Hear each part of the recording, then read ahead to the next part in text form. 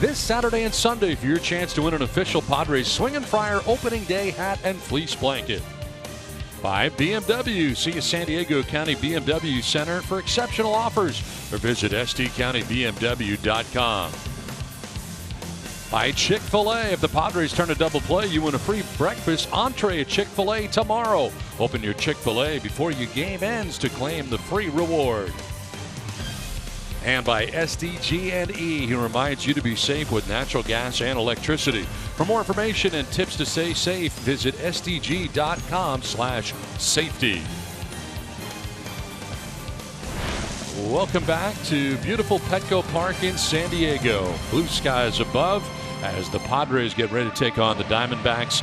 The regular season is finally here, but I got to admit, I didn't think this day was going to happen, to be honest with you. I did not either. And you know what? Any way you look at this, we look at the empty stadium. There are no fans. We know there's a lot of fans watching. They are starved for baseball. I don't care what happens or how we're going about this right now.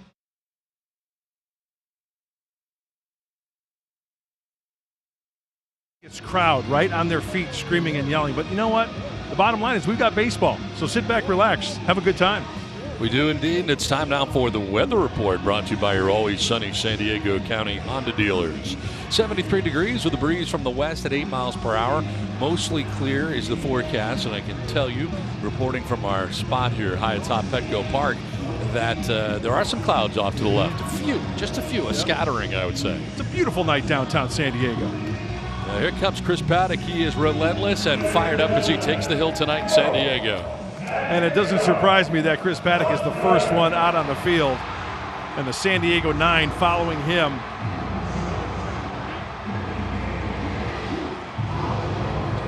Well, Torey Lovullo's Arizona Diamondbacks coming to town. They got a new uniform. They've cleaned things up here a little bit. They had a lot going on in the past. 9 different uniforms. They're not so more anymore. Too many. My philosophy is less is more. I kind of like these. So we'll get a look at these new road unis for Torey Lovullo's team, who finished 4 games out of a postseason bid last year, trying to get back to the postseason this year. And we check out his lineup.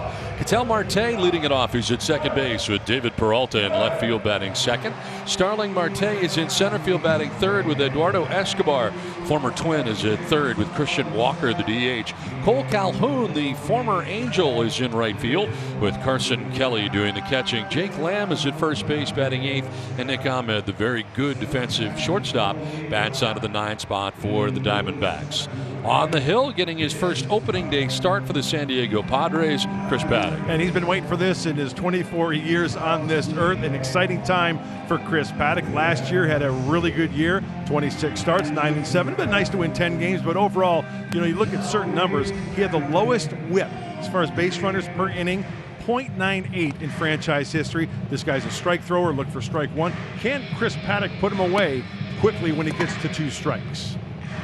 Behind Chris Paddack on this opening night in San Diego, we talked about the left side of the infield in our open, and Tommy Pham is in left field. Trent Christian in center. Will Myers will be patrolling right field. On the infield, Machado, Tatis.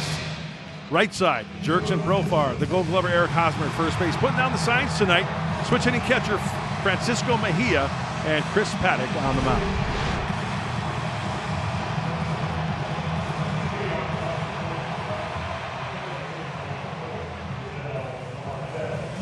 So Chris Paddack ready to go here. You know, he was fired up for this one, coming in suited and booted into the ballpark today.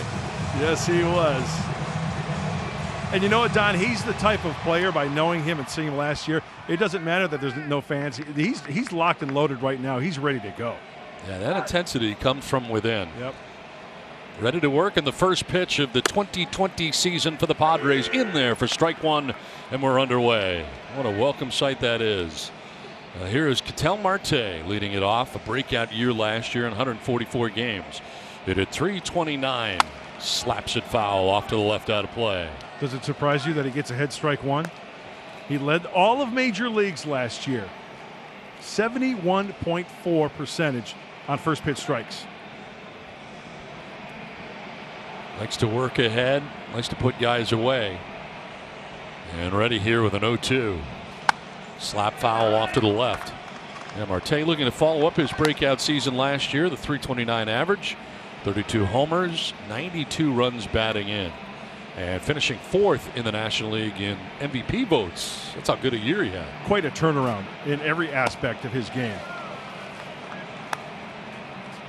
We're talking about first pitch strikes. It's key for any pitcher. And look at the company that he is in. Max Scherzer, Madison Bumgarner toned the slab tonight as a Giant. Zach Eflin, Masahiro Tanaka with the Yankees.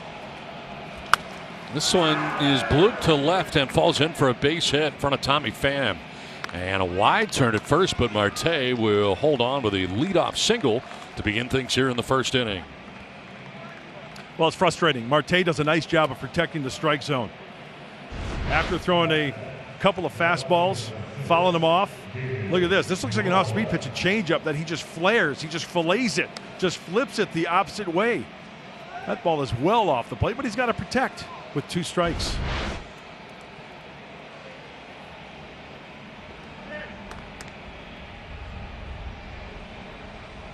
So Marte on at first base to get things started. And here is David Peralta. And a ground ball to first base, could be 2. Hosmer will go to second for 1, back to first in time. Nicely done. 3-6-3 in the twin killing 2-away. Oh, it's so nice to see the airtight infield for San Diego. We talked about it in our pregame show, the left side, Machado, Tatis. How about Hosmer being left-handed? He makes sure he catches that one down on one knee, fires a strike. Hey, let's play a little catch with Fernando Tatis. 3-6-3, thank you very much, and 2 quick ones for Chris Paddack. So 2 down here in the first inning, and it brings up Starling Marte. Takes care of that leadoff single by Ketel Marte. Center fielder standing in here for the D-backs.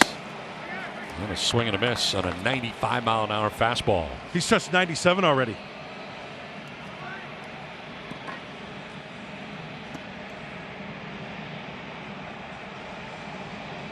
You may see the cutouts of fans in behind home plate. Those are family members of the players of the San Diego Padres. I think that is such a cool idea.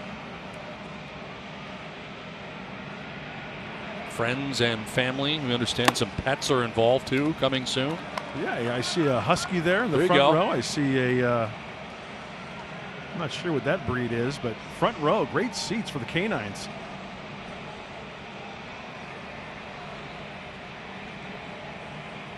One-two pitch coming up here to Marte, and that'll miss.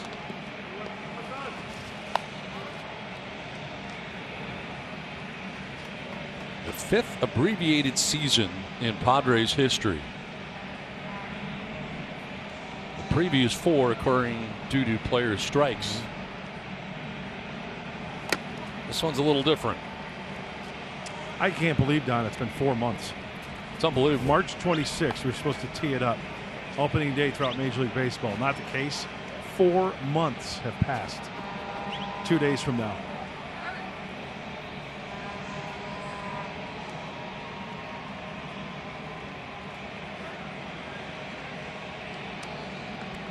Madison Bumgarner beyond the hill in the bottom of the first inning. So weird not to see him in a Giants uniform. And he's still in the division, right? He pitches well against the Padres, so that's kind of a burr in the saddle for the Padres.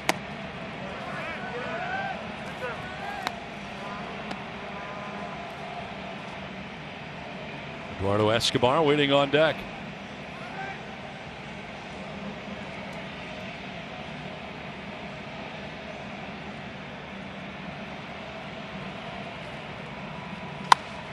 In the air to shallow right. Profar backpedaling to the short lawn and right to make the catch.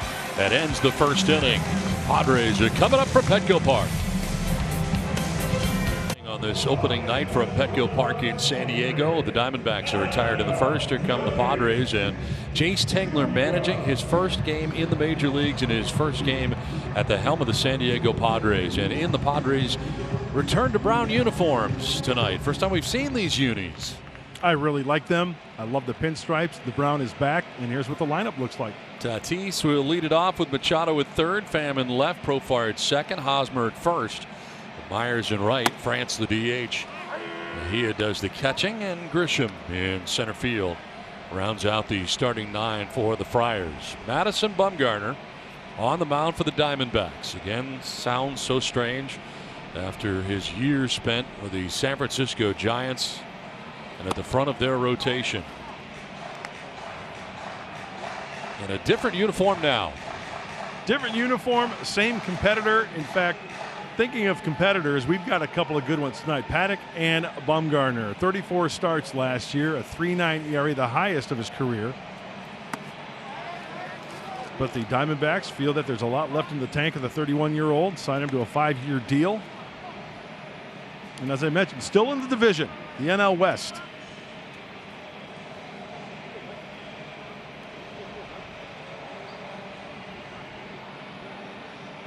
.35 starts against the Padres, 13-10 coming in as Tatis jolts one towards right field. Over goes Calhoun into the shadows to make the catch. Well, we just saw Cole Calhoun in right field behind Madison Bumgarner. The rest of the Diamondbacks defense looks like this. David Peralta in left field. Starling Marte in center. On the infield, third to first will be Escobar, Ahmed, Marte, and Lamb. Behind the plate, Carson Kelly catching Madison Bumgarner. One down here in the first inning. It brings up Manny Machado. Now Bumgarner with a 3.40 ERA and 35 starts previously against the Padres. In fact, he made his major league debut at 20 years old. September 8th of 2009, and that was against the Padres. Allowed 2 runs in 5 1/3, taking no decision, and has faced them 34 more times after that as a starter, but all with the Giants. Let's take a look at the keys to the game, brought to you by your San Diego County Honda dealers. Got to have keys in 2020, and opening night looks something like this. Ruin Bum's debut. It's going to be tough because he's a battler in good numbers against the Padres, and the Sheriff locks up the Diamondbacks bats. And on paper, Don, it looks like it's going to be a pitcher's duel with these two pitchers on the hill tonight. And Machado goes lunging. Down in the count, 1-2. Bumgarner, no doubt, looking to make a good impression with his new teammates tonight in his Diamondbacks debut. You know, he doesn't throw as hard as he used to, but this kid knows how to pitch. I say kid, he's been around for a while, 31 years old, but still. You have to make that adjustment when you lose a little bit of velocity. And when you take about Manny Machado batting against left-handers, this is from the pitcher's view looking in. Look at where Manny likes to swing the bat and produce. 667 in by the belt buckle, in on the plate against left-handers. You got left-hander Bumgarner on the hill tonight. Evens up at 2-2. He'll throw that slider. He's got that fastball about 91. He'll throw that slider. Tommy Pham batting out of the 3 spot and waiting on deck.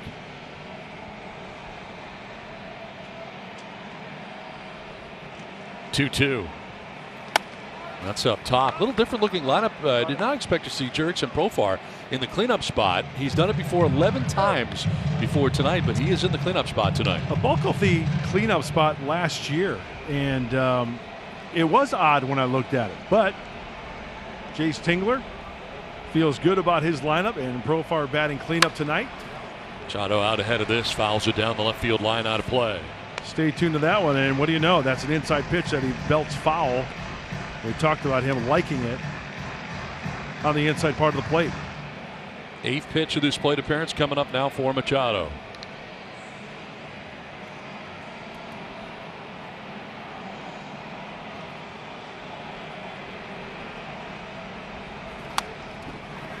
Make it 9 as he carves it foul to the screen. Last year against the Diamondbacks at a .288 average. With the Padres last year in runs scored with 81, extra base hits with 55.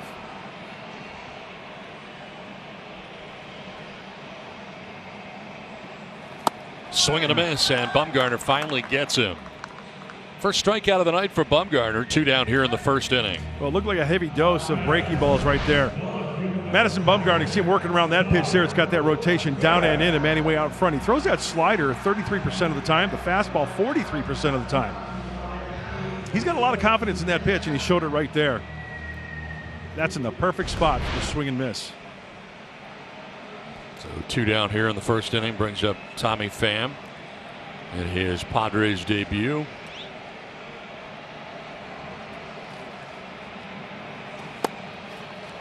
Spring training, we saw him exclusively as a DH, but the last 3 months with the pandemic here in the country, he was able to get healthy, that arm healthy enough to get the start in left field, and that's where he has been for the entire summer camp, and now on opening night getting the nod in left field. You know, it's a shame. In spring training, because of all the stuff that was going on, I never got a chance to meet Tommy Pham, and then the pandemic hit. Still haven't got a chance to meet him.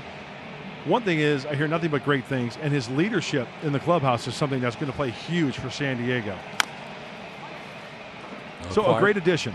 Acquired by the Padres from the Tampa Bay Rays with Jake Cronenworth in exchange for Hunter Renfroe. Of course, the Rays now have 2/3 of last year's Padres outfield with Manuel Margot in center. And Hunter Renfroe in right. The Padres very happy to have Tommy Pham. That's strike 2. Well, he kind of wrapped that one a little bit. The breaking ball, that almost looked like a curveball. So we've seen the fastball, we've seen the short slider, and now the old deuce from Bumgarner.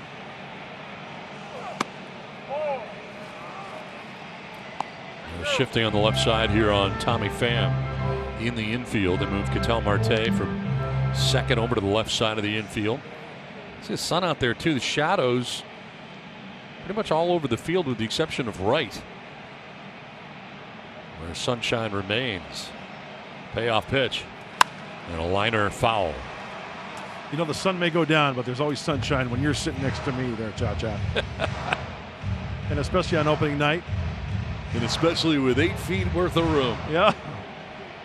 We've got our distance. Lots of space. Keep your distance. Jurickson Profar waiting on deck. 20th pitch of this first inning for Bumgarner. And that is strike 3. Gets him looking. So back-to-back strikeouts for Bumgarner, done with 1 without a score on opening night. And gets a big double play in the first inning. A 3-6-3 DP after giving up the base hit to Marte. And they loved it in Leander, Texas. His friends and family are there watching. The Paddacks are all there. His brother Michael, Aunt Shelley, his mom Charlotte.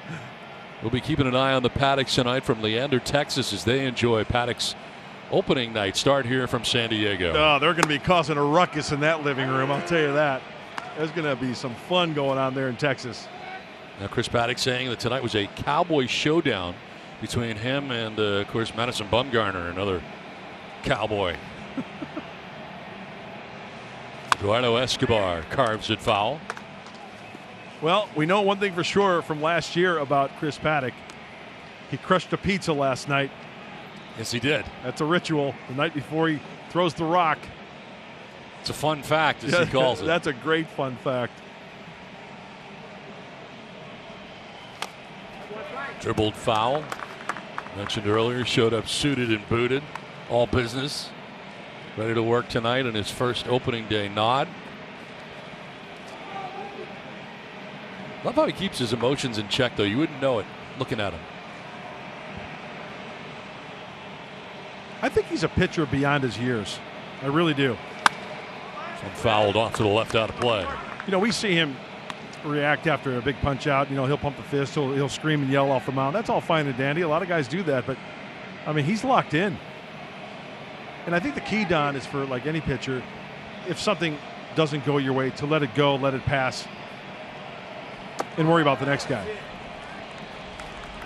Now, last year we got to know Chris quite well, but watching the Fox Sports San Diego spotlight show that the Padres did on him, tremendous. Yep.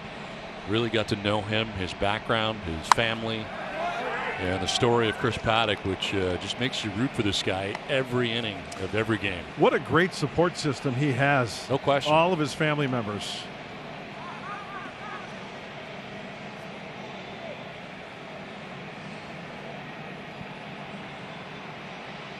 Two balls, two strikes here to Escobar, leading things off in the top of the second inning. And he goes swinging and strikes out. First K of the year for Chris Paddack.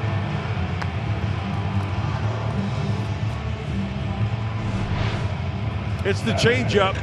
That's his secondary pitch. We talked about him refining the curveball last year. He can spot the fastball. Needs a little bit of work maybe on the curveball, but that secondary pitch, the changeup, it's really a nasty pitch. We saw it right there. So one down here in the second inning. Here's Christian Walker. Chops it down the third baseline softly. Machado racing in, but it'll be a foul ball. Trickled foul. Short of the bag at third. Time down for the Taco Bell take. Chris Paddack describing this game, being able to go up against him. Talking about Madison Bumgarner is definitely a privilege. It's going to be a little Cowboy showdown on Friday night. Here you go. Here's your showdown on Friday night. Although it's not high noon, right? No. It's like outside the saloon. It's like 6:32 in the West.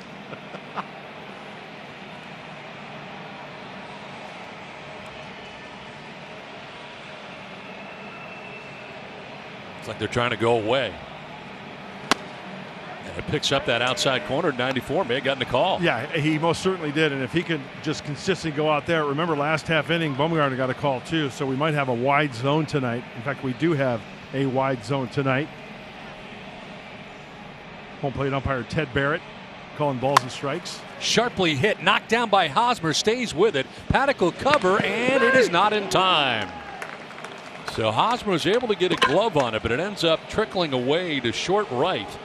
And by the time he can run it down and flip to Paddack, it became a bang-bang play at first. We'll see if the Padres are going to challenge this or not. And they are not going to challenge. So beating it out is Walker at first. You know, I thought when this ball went off of Hosmer's glove, I didn't think it was going to be this close, but great hustle by Eric, and then Chris getting over to the bag. Does a nice job acting like a first baseman there with the stretch. Ooh, that was close. But safe.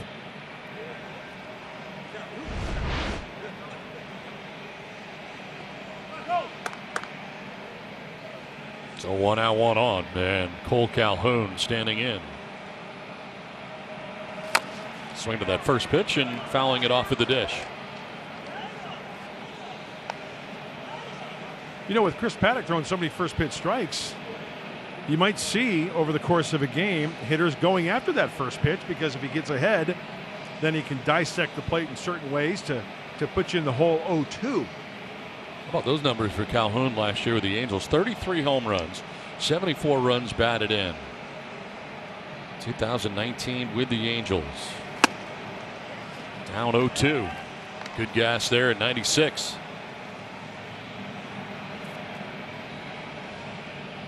And for Calhoun, it's kind of like coming home. 6th Diamondback to play baseball in high school in Arizona, and 4 years at ASU. Mm-hmm. Sparky, Sun Devils. Now the Diamondbacks, Padres shifting on him on the right side.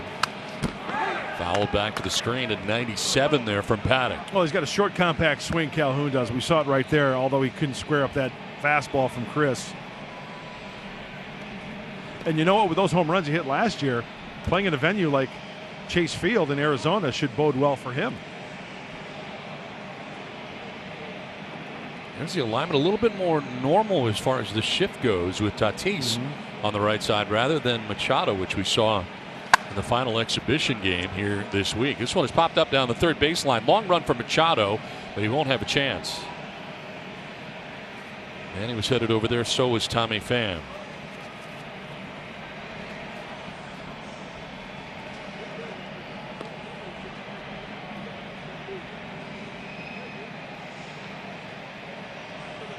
I will be interested to see if Calhoun puts the ball on the ground. We talked about that shift with Machado at short.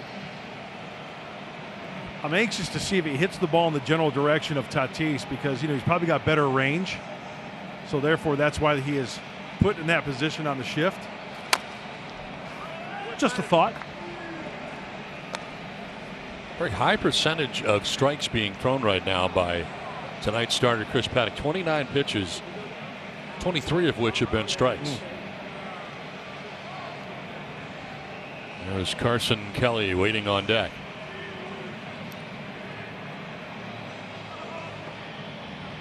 Hosmer holding on. Walker at first base. Incidentally, they gave Walker credit with a hit. So 2 hits so far for the Diamondbacks off Paddack.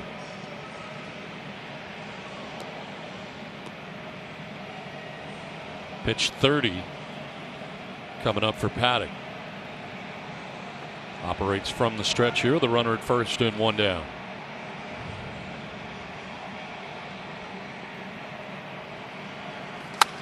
Sharply hit off the glove of Hosmer, changes direction into right field. So Walker heads to third base, and it's 1st and 3rd now for the Diamondbacks. The ball was hit sharply and got a glove on the right side before trickling into right. Boy, what a tough break for San Diego. That ball hit sharply. It could have been 2 if into the glove. So Hosmer shuffles off the bag. And you know what? There's nothing Jurickson Profar can do. What a great college effort.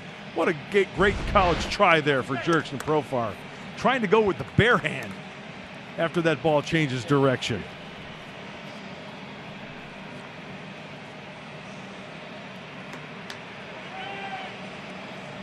So 1st and 3rd, 1 down. And Carson Kelly.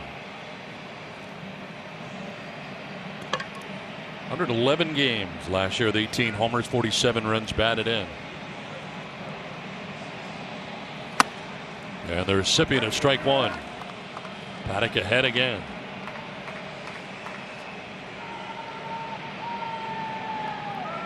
Last year his first year with the Diamondbacks, those 18 home runs.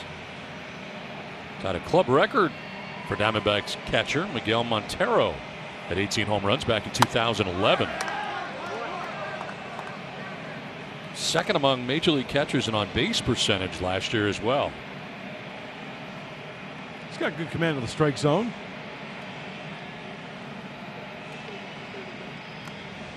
First pitch strikes for Paddack, incidentally, 6 for 7 so far in this game. Doesn't surprise me. Can he put him away here 0-2?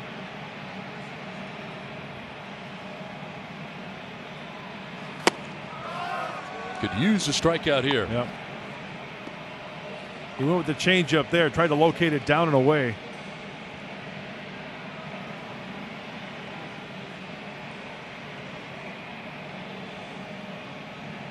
Peering into his battery mate tonight, Francisco Mejia, to get the sign. Check on first, and Calhoun back to the bag.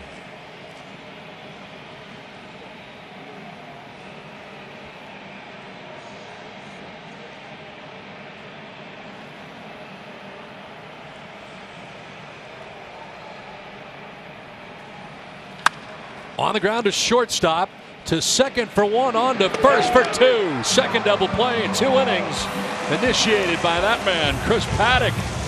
Scoreless from Petco. Baseball was, is, and always will be the best game in the world to me. Babe Ruth. Opening night from Petco Park in San Diego. It looks a little different as the Padres and Diamondbacks play here into the bottom of the 2nd inning, but it is still opening day, and it is great to have baseball back across America as Madison Bumgarner deals with his first pitch of the 2nd inning and grooves it in there for a strike. The Padres debut tonight for Jurickson Profar. 139 games last year with the Oakland A's. 20 home runs for him last year. Almost got him as he spins out of the way. Kind of picked his spots last year when it came to the long ball, huh? Not much of an average, but 20 home runs, that'll do. Tied a career high for him. Back-to-back seasons with the Oakland A's. And a liner to first base, and positioned perfectly was Jake Lamb. He was standing there right where the ball went for out number 1. That's an Adam ball. Right at him. And a big league hang with him. Nothing you can do there, Jurickson. Keep swinging it. He squared that one up nicely. 1 down here in the second inning for Eric Hosmer. 99 RBIs a year ago. Go along with the 22 home runs. Played in all but 2 games last year for the Padres.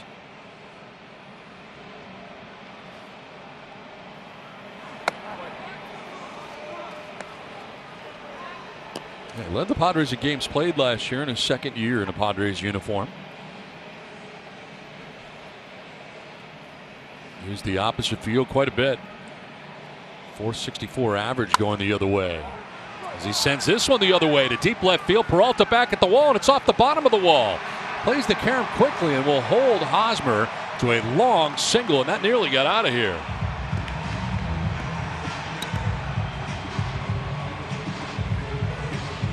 As Bumgarner pitches lefties away, righties in, that looks like a little cut fastball. And Hosmer, Don, you said it, he likes to use the opposite field. I don't think Eric knew where that ball went. Did you see his eyes when he hit it? He kind of was like looking for it. Like it might have been foul. Yeah. About a third of the way up. As you mentioned, a long single. Now the opposite base hits, a lot of them as we talked about. 5th in that category with 58. He's aboard here at first with 1 down. And here's Myers. One of the guys who was having a very good spring training at the time that camp broke. Yes. In Peoria. Boy, he was wearing out right center field with the best of them. He looked very comfortable at the plate. He was swinging at strikes. I know that sounds easy, but sometimes guys get in those slumps where they just swing at everything. They don't want to get in the hole quickly, so they start swinging the bad pitches. And you know what, Donnie? We've got a wide strike zone tonight. Home plate umpire is Ted Barrett, the crew chief of this 4-man crew. Good umpire, good guy. Great guy. He just winked at you. He appreciates it. Maybe he can hear us. There's a chance he can. This one is fouled outside of third. That's true. I keep on forgetting about that. We're talking about you, Ted.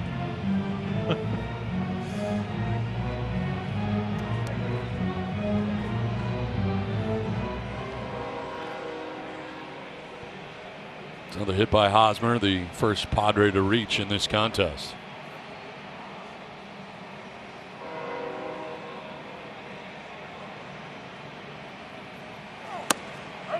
That is strike 3, and Myers goes looking, third K.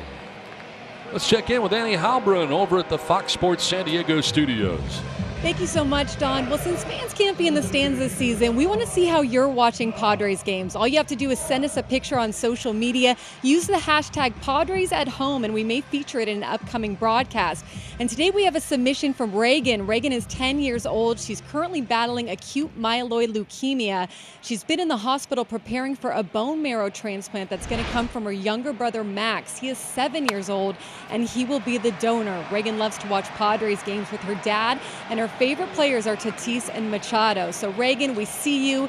We're so grateful you're here with us on opening day. Don, Mud. All right, Andy, thanks very much. Long flyout for Ty France ends the second inning. The third inning, Saquon's picked the stick. Fans, you can decide who you're with by tweeting out hashtag I'm with the last name of the broadcaster you think has the best pick. If you're right, you'll be entered into a weekly drawing for a $100 resort credit and a daybed at the retreat pool at Saquon. Must be 21 and older to win, and chances are really good that if you go to the daybed at the retreat pool at Saquon, you might see Mark Grant. He's there all the time. Hey, Saquon's right in my backyard. Exactly. Love it there. Jake Lamb leading it off here for the D-backs. Former third baseman going across the diamond to first base now, with Eduardo Escobar getting the start at third base for the D-backs. Now here is the shift that we saw the other night in the final exhibition game with Machado. Wow, he is really far away. He's in right field. He's a rover. I mean, that's, you know, sometimes they duck back a little bit into short right. He is well back into right field in this shift. And all by himself over at shortstop is Fernando Tatis Jr. Outfield playing to go the other way. I'll call it the 2-1-1 defense here. I like it. This is to left center field. On the run is Grisham going back and over, and it'll be a one-hopper off the wall. Grisham plays the carom, but not before Jake Lamb cruises into second base with a leadoff double.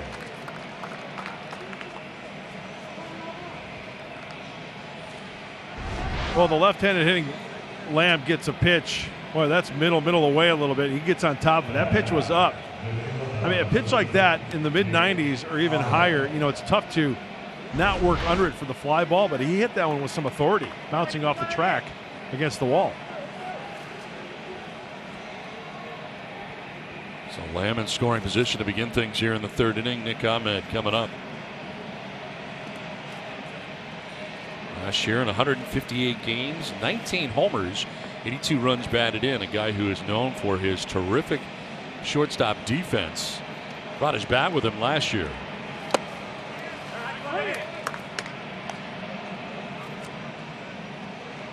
Two-time Gold Glove Award winner, 2018 and again last year. But his offense, career highs in average, home runs, RBIs, OPS, and a new club record 81 RBIs at shortstop.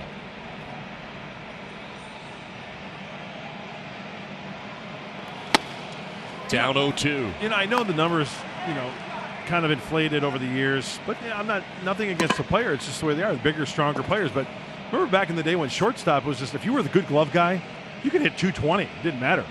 If you had the flashy leather there, but if you could do it both sides of the ball nowadays, which a lot of players are doing, it's just a added feather in your cap. Swing and a miss, and Paddack gets the strikeout, his second K of the night. One down. Oh, the cambios in full force. That was a very nice cambio. Watch the bottom drop. This pitch is right down the middle of the plate. There's the grip, and then the late movement way out in front of it for the swing and miss. This will give you a good idea how far out in front he is. It's a great pitch. One down, Jake Lamb is at second base with that leadoff double. Top of the order as the order turns over. Second time through here against Paddack. Ketel Marte. And it's strike one. What's new? Yeah. 41 pitches, 34 strikes so far for Paddack. He is peppering the zone. Only 7 balls. Great math. Isn't it awesome? On the fly. Yeah, I mean, sharp as a bowling ball. just came to you like that. It's unbelievable. It's what I do.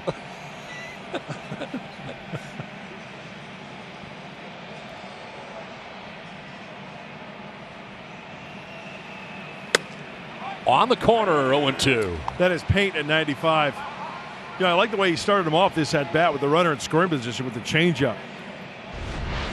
Now quickly ahead 0-2. That's the fastball at 95. Wow.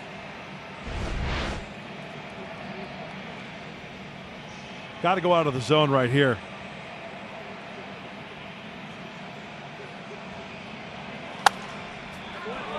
Fouls it off, stays alive, fighting off that 95-mile-an-hour fastball. And it was up out of the strike zone.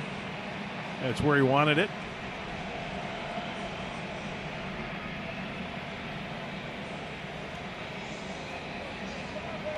Mentioned the year that Marte put together last year.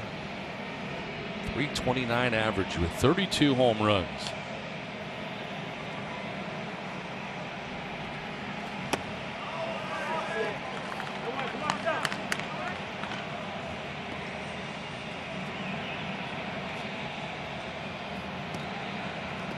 Against the Padres last year, he was really good. 412 average, 11 extra base hits, had 4 home runs against Padres last year. Seems like he did a lot of damage, and the numbers back it up. Yeah, he was a pest. Grounded back to the mound. Paddack looks at the runner at second and then goes to first for the out. And remaining at second base is Lamb, 2 down. Now, baseball is back. The MLB app is the only place to get all your baseball action, in-game video highlights, live pitch-by-pitch, breaking news, player updates, stat leaderboard, standings, and much more. Download the MLB app today, the #1 app for live baseball. We are so glad you have joined us tonight in San Diego. Opening night from Petco Park. And David Peralta coming up. Got his numbers last year against the Padres. Also very good success. He always puts together good at-bats. Good command of the strike zone. Fouls off good pitches, and with the runner on second base, I mean, he is going to go out and have a chat with Paddack. They're checking their notes. Mejia getting the nod tonight of the catchers, the two catchers the Padres are carrying. Yeah. And Hedges on the bench to begin the game. Yeah, Hedges had the majority of the starts of Paddack last year behind the dish.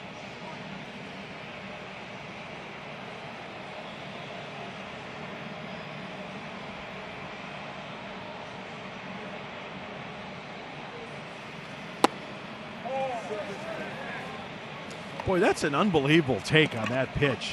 Did you see how he just kind of spit on that? I mean, that was a changeup that missed low by about 4 or 5 inches.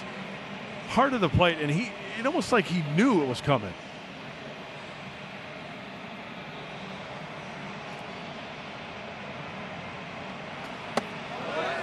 Stand down again. I do remember last year there were a few times, Donnie, when Chris Paddack kind of slowed up his arm a little bit on that changeup.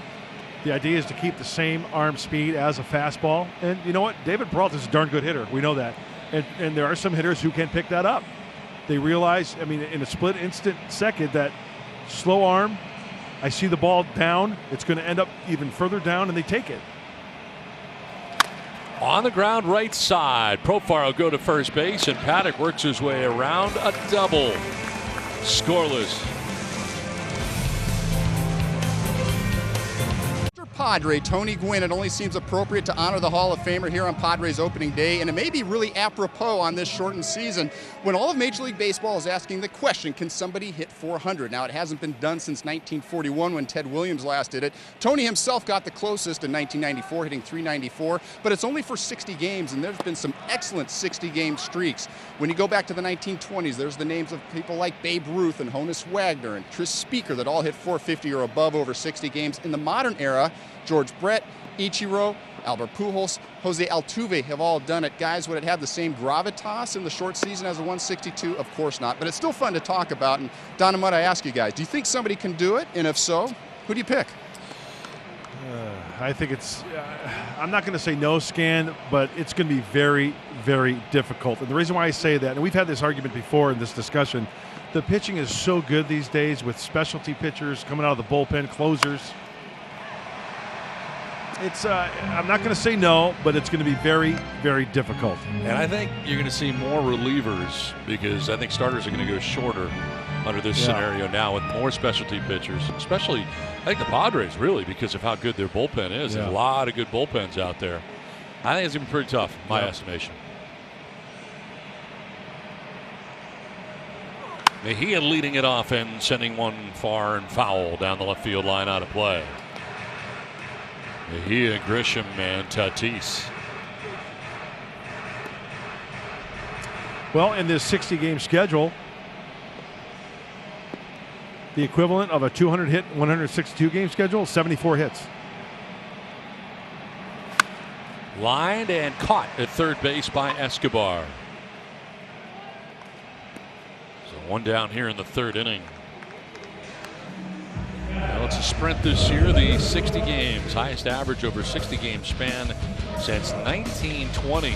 Wow. Rogers Hornsby at 486, George Brett, Babe Ruth, Tris Speaker, and Ichiro. How about 458 for Ichiro in 2004? That was his 4th season in the major leagues after leaving Japan. All Hall of Famers and soon to be a Hall of Famer, right? Yes. Trent Grisham. I'll tell you what, that is, you look at those numbers, it's remarkable. Do you know how hot you've got to get and a little bit of luck there too. Strike call.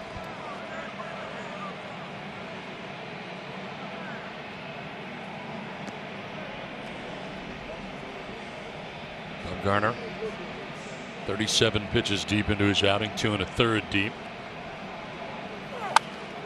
Blooped foul, and we'll do it again. The Diamondbacks are shifting on the right side against Trent Grisham, who bats out of the 9th spot for the Padres. There is Nick Ahmed over on the right side. Well, Bumgarner likes to pitch the lefties away. If he could shoot something that opposite way, that's a for sure knock. Swing and a miss, and Grisham strikes out. 4th strikeout for Madison Bumgarner. 2 down. That looked like a curveball. That was at 76 miles an hour. You know, it almost acts as a changeup. As you can see the spin right there, gets it out in front, and that's perfectly placed also. Just off the outside corner. You got to protect with 2 strikes. 40th pitch coming up for Bumgarner as he faces the Padres lineup for the 2nd time. Got Tatis to fly out to right, and Tatis shows bunt and takes the strike. Well, another curveball. It's time for the Kia Give It Everything. Highest batting average, Fernando Tatis Jr. 317 among Major League rookies. Minimum of 350 plate appearances. Well, we know that health is always brought up each and every year. 162 game schedule, 60 game schedule. I feel, and I think you'd agree with me, it doesn't take a rocket scientist to discover this, but I think as Fernando Tatis Jr. goes, so do the Padres, because we know how electric he was and what he meant to this ball club when he was healthy. There's no question this team kind of took a little bit of a skid when he was not in the lineup.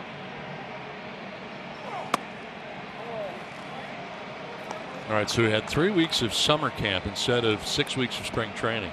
Who do you think's ahead right now, pitching or offense? Or is there an advantage one way or another? You know what? That's a good question. I think everybody's ready to go, because when you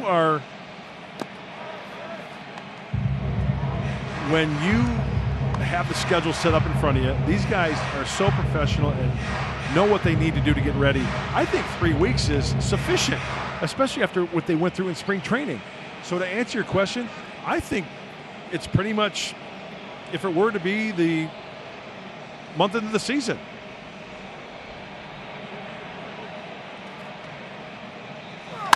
Chop to third. Escobar backing up. He's got a long throw, and he'll get it there just in time to get Tatis in to end the inning. We played 3 without a score from San Diego.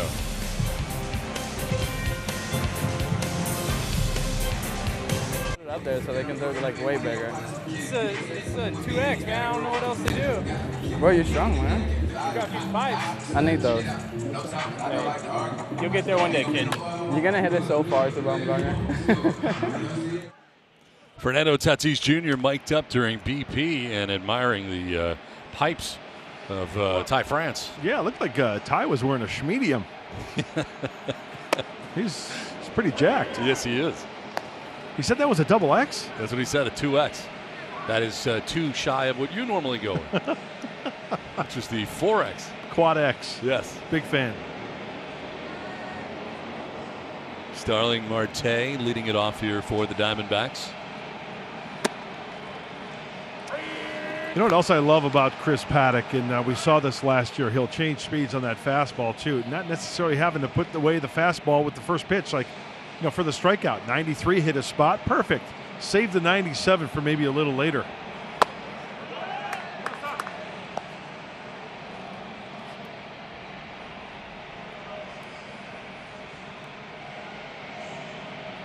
Marte popped out to Profar at second base, his first time up.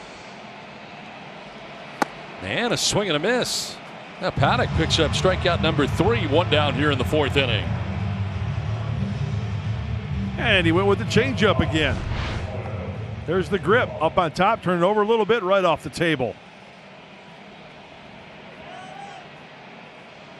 Oh, and as a hitter, that's got to be the worst feeling. It's like, get there, please.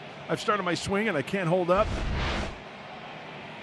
1 down here in the 4th inning for Eduardo Escobar. Padres go into a shift, and it includes Machado moving to the right side. Escobar to first, and Hosmer picks it in the air for out number 2. Right before it reached the dirt surface. 2 down. It's time now for our Valley View Casino trivia question. I love trivia. Name the oldest pitcher to start for the Padres on opening day. Tweet us your answers by the end of the inning using hashtag Valley View Trivia.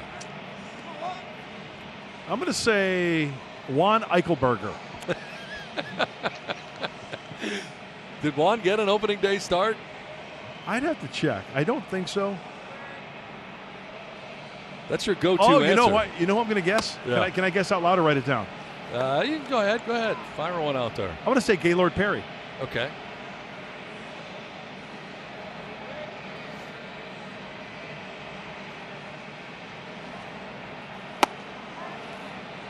Walker takes the strike. How old was Maddox when he was here? And did he get an opening day start? I'm going to say he was mid-30s maybe. Because he would have been around here when Peavy was. So in the air to right field, and over is Myers towards the line, and he'll make the catch. And we'll end the top of the 4th inning through 3.5 without a score. An opening night. Cast powered by Google Cloud, and we get a look at Manny Machado's home runs last year, all 32, and where they went. Pretty impressive. StatCast 3D. Yeah, what's impressive about that, he's not one-dimensional. It's not like pull, pull, pull. You know, a lot of them to the pull side, no question, but he can go opposite field with the best of them, and that's a good sign. That's spraying it around. That's a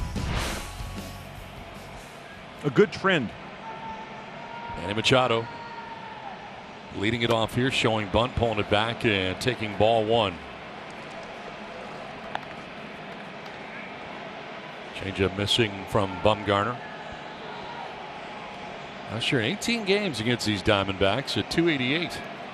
4 homers. Strikeout victim in the first. One of 4 Ks in the game tonight for Bumgarner. You know, we come to you tonight on this July 24th from Petco Park without any fans in the stadium, and I think back to last opening day and how exciting it was here. It was electric. I mean, it was unbelievable for opening day last season. It really was. How great it would have been this year to have fans here for this opening day with this Padres team put on the field in their new uniforms. The talent that this team has this year. Remember the Brown night we had? Yes, Brown is back. It was electric. You and I and Jesse introduced Fernando and Eric and Manny. I mean, the fans there, the Friar faithful, it was great. And the anticipation, opening day couldn't get here quick enough. And then shut down in spring training. March 26th come and gone, but you're right, man. You know, the bunting is out here at Petco Park, but no fans. And I've said this many times, there's a Friar faithful going retro on the flag. Yeah. But the fans are the heartbeat of the game. I'm a firm believer of that. Machado fouls it back to the screen. Remember, when the Padres hit a homer tonight, you get a free Jumbo Jack tomorrow with a purchase of a large drink. Yeah, don't be afraid to slap some cheese on that thing. Another place you'll see Mark Grant. Yes. Only this time I won't scrape the wheels on my car. 2-2 coming to Machado in the 50th pitch for Bumgarner. And it's to center field. Marte coming in, but that's a base hit for Machado. Second Padres hit of the night. First leadoff hitter to reach for San Diego at tonight's game. Chris Paddack's got the changeup working tonight. Madison Bumgarner's been throwing curveballs and sliders along with the fastball. And it looks like Manny tries to hold back as quickly as he can, or as much as he can, I should say, as this pitch here gets it out in front. Or, you know, I take that back. He's a little late on that, maybe. Let's take another look at that swing. He goes down and gets it and just lofts it to center field for the base knock. It's a good at-bat for Manny. So Machado at first and Tommy Pham coming up.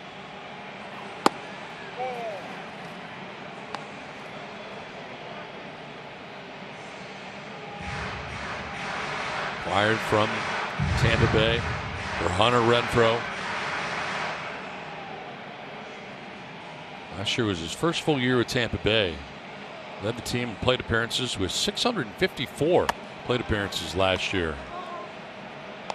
Led him in hits, doubles, 33 doubles. Stole 25 bases, got good speed. But he walked a lot too. He was 7th in the American League in walks last year. Pretty selective hitter who is ahead this time 2-0.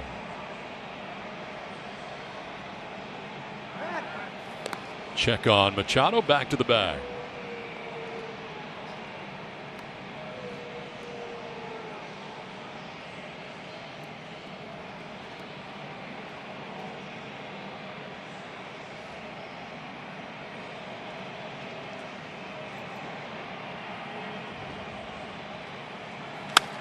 In the air to left center field, struck pretty well, but with room is Marte out there. Shy of the track, he'll make the catch.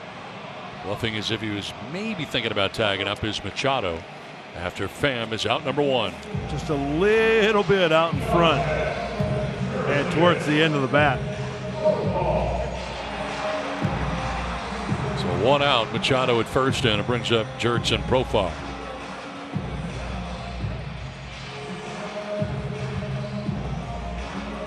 Comes over from Oakland for Austin Allen. And a player to be named later at the time turned out to be Buddy Reed. Going the other way, we saw in spring training a couple of different seasons.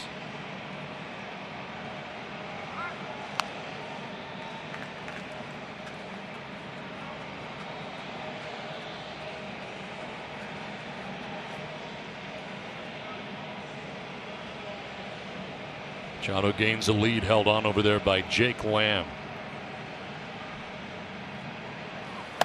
Spins out of the way. He's got to do that once in a while, I think, because he's not overpowering. That was 87.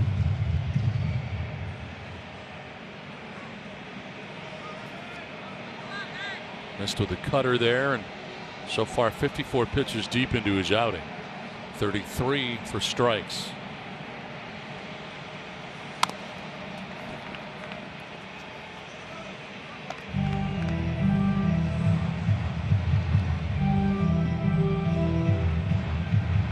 Bumgarner making his Diamondbacks debut tonight.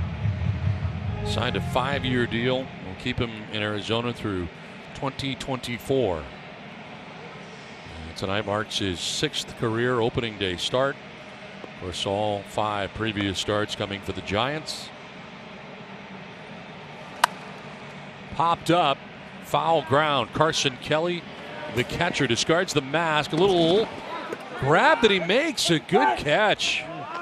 Wow, he had a little dance there and a late lunge up against the screen, but he makes the grab before the ball hits the screen for out number 2. Nice play. You're right, Don. His feet were moving quite a bit. That ball actually goes to his right a little bit. He's got a good beat on it. And credit Eduardo Escobar for backing up as well. That's great concentration by the Arizona Diamondbacks catcher. And as a third baseman, you got it right in front of you. Yeah, that ball might carry him off the glove. You're there to catch it before it hits the ground. Really good play by Kelly. Boy, pitchers love that. So 2 down. Machado still at first. He led off with a single. He's there with 2 down, and they check on him again. Yeah, I'm with you on these uniforms. Much simpler than the old Diamondbacks uniforms that we saw. I like them a lot. Yeah, the other ones were too much. Had a lot of stuff going on. Yeah, too much stuff. Less is more.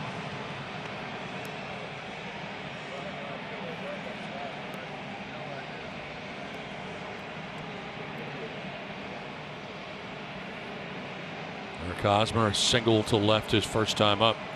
One of 2 Padres hits off Bumgarner, and Bumgarner missing widely that time.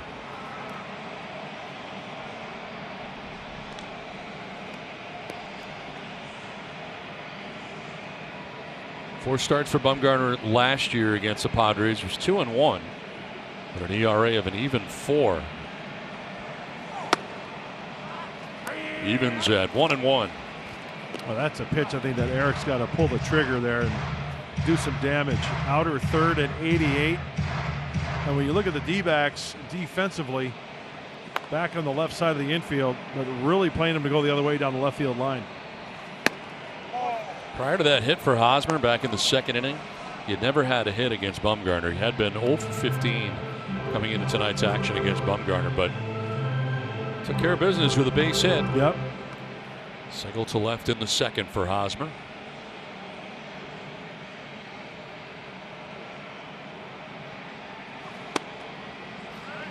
Two and two.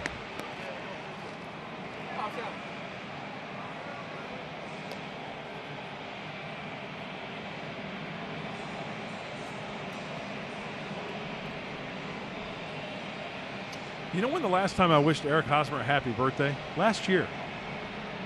I didn't see him very much in spring training. We had the same birthday. In the air down the left field line, foul. So it could be July 24th. It could be. And Drake also has the same birthday. Yeah. It turns out. Yep. So every time Eric sees me, he wishes me a happy birthday, and I wish him a happy birthday. Doesn't matter what day it is.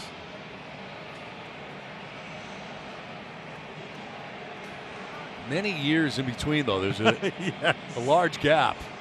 Very large gap. In the air to right field for Hosmer. Back goes Calhoun on the warning track in front of the wall to make the catch. It ends the inning. Hosmer comes up just short. Scoreless through 4 from Petco. Physician at Graybell El Norte Medical Group. I've been serving the Escondido community for 23 years. Go Padres! You'll bring a smile to our faces, and we need it now more than ever. Go Padres! Yay! That's awesome. Thanks so much. That is great. That's outstanding. Now, there are many fans out there in the buildings across the street here from Petco Park all the way around, and up in the condos, fans at home who all of a sudden have the best view of live Padres baseball games. How cool is that? The only view of Padres baseball games live anyway. Coming from their homes all over and buildings around as well as hotels. I mean, what a great way to plan your evening. You got Padre baseball in the best ballpark in America, and then have a little dinner, a little snack out on your balcony. Maybe some social sparklers. Shift in play here, and it's on the backhand for Profar, who fires to first to retire Calhoun for the first out of the 5th inning.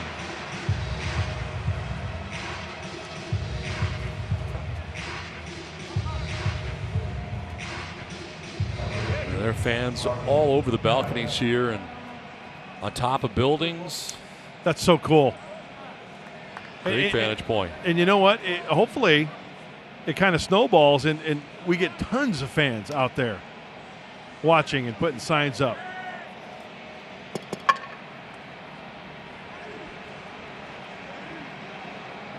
Six in a row retired by Paddack. As Carson Kelly takes strike one.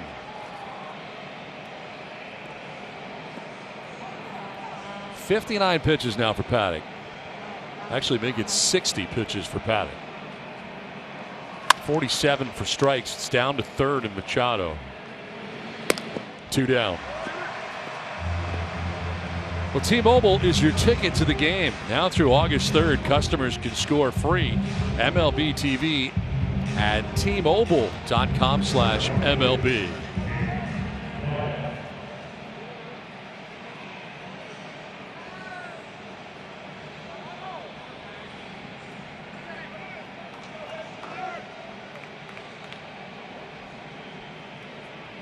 Eight in a row retired by Paddack. Jake Lamb, the hitter. Padres shifting again on the right side, and again it's Machado in right field. You know, you look at the shift, and you figure if you're a hitter, you better hit it darn hard on the ground if you're going to get it past Machado, because if it gets past Profar or Hosmer, there's a good chance that Manny's going to be there because he's got the good range, because he's playing shallow right field. And he's got the good arm to be out that far away from first base. Yep. I mean, he can do it. He can get it there.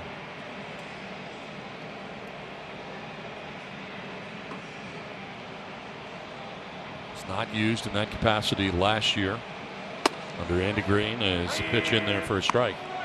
How frustrating for a hitter. You smoke one. in between the second baseman and the first baseman. And the rover out in right field is right there. That's a big league hang with him.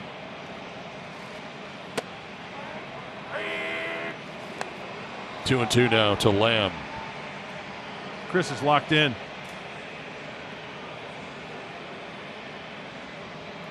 Nick Ahmed, the number 9 man in the Diamondbacks order, waiting on deck. He's got a good feel for the changeup. Oh, looks like fastball away right here. Full count now. Hey, don't be surprised if he throws the changeup here at 3-2, even though it's a fastball count.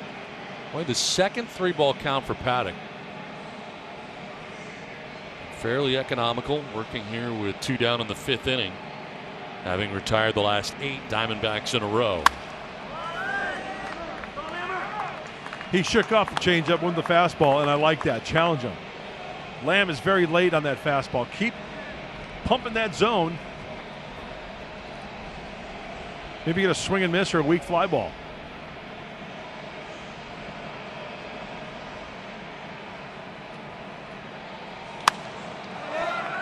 Fastball fouled away again, up to the top deck off to the left.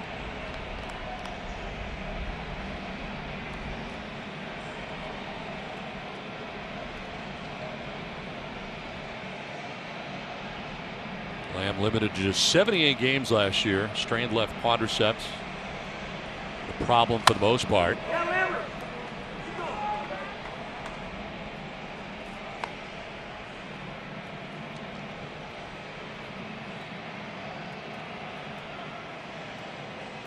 National League All-Star in 2017, and that's when he was a third baseman.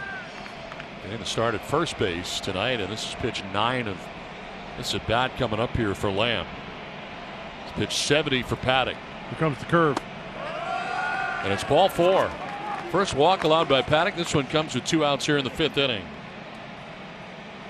Well, it's time now to answer our Valley View Casino trivia question from earlier. Named the oldest pitcher to start for the Padres on opening day. You said Gaylord Perry. And it's Gaylord Perry, 40 years, 202 days old. Wow. On April 5th of 79. He won 4-3 over the LA Dodgers. So there you go. You got it right. Nice job. Thanks. Wonder how many spitballs he threw that day. All of them?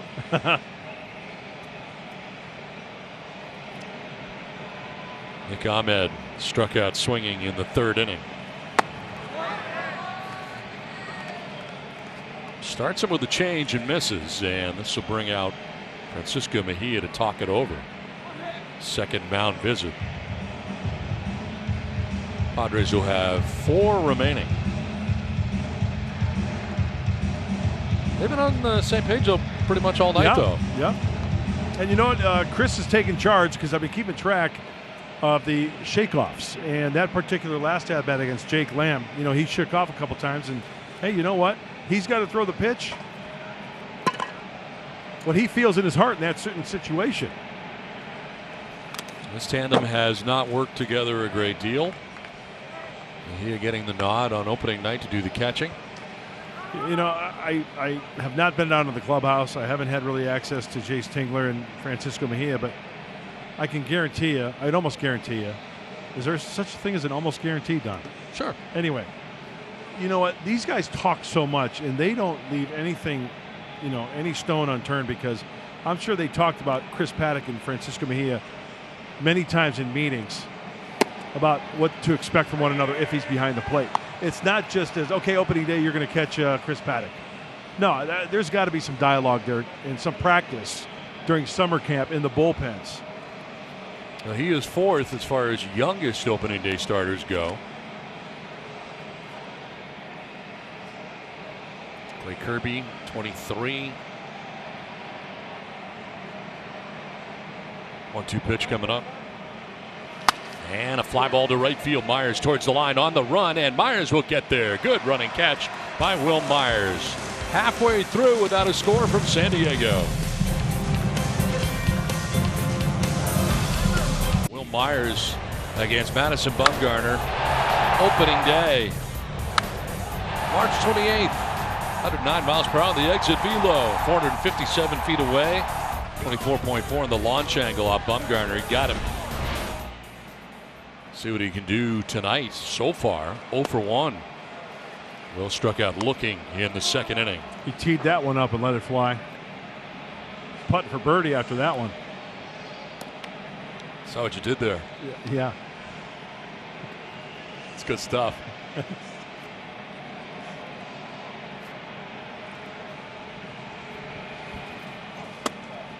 Wow. Wow. Didn't have to be. Wow. Look at this pitch right here. On the corner of 16th and Imperial.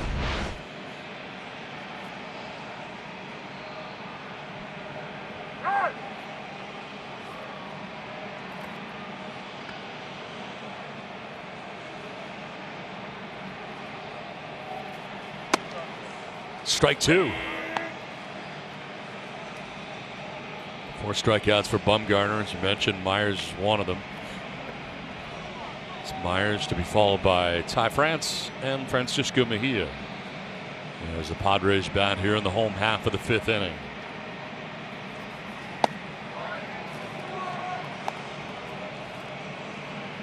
Remember, Bumgarner's got that curveball that he's got in his back pocket. He's used it a few times effectively tonight.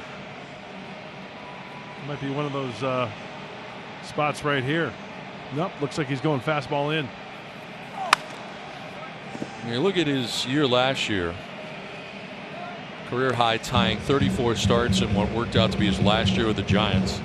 Ended up going 9-9. You can't really read a lot into his record because the Giants were bad last year. Very bad. But a 3.90 ERA. And over 200 strikeouts again, 203 Ks last year. Yeah, you get a little bit of offense, and that record definitely up into the double digits, no question.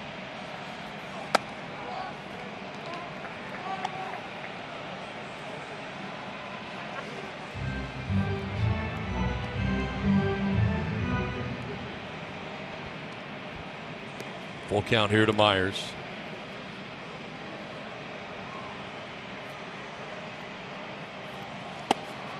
Ball 4, and Myers works a walk to begin things here in the 5th inning. Let's check in with Bob Scanlon. Don, you guys were just talking about Madison Bumgarner and the risk that the Arizona Diamondbacks may have taken in signing him. There were some people that were concerned about what he would be able to do, but you see the numbers right here. He improved the strikeout rate last season, the fastball velocity back up, but most importantly for me, the increased four-seam fastball spin rate. Why is that important? Several reasons. First of all, we know the spin rate makes it more difficult to make contact, but also if you do make contact, it's tough to barrel it up. He's used that fastball a lot more last season, and that's one of the reasons that the Diamondbacks were willing to take the risk, give him that 5-year, $85 million contract. They think there's a lot more in the tank for Madison Bumgarner based on those improvements in those numbers from last season, guys. All right, Scan, thanks very much. Yeah, they're banking on the fact that he'll be the way he has been to this point and coming off the year that he had last year. Here's a pop-up down the first base line. Lamb will handle out number 1 here in the 5th inning.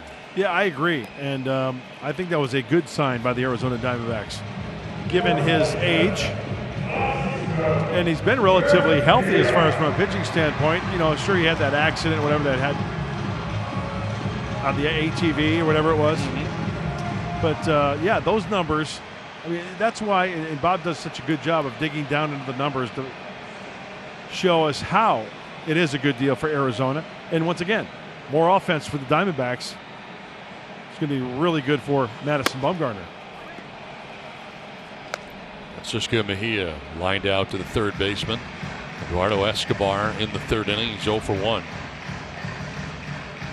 Bumgarner trying to work his way around a leadoff walk to Will Myers. Need an extra base hit right here. Watch El Gallo fly around and score.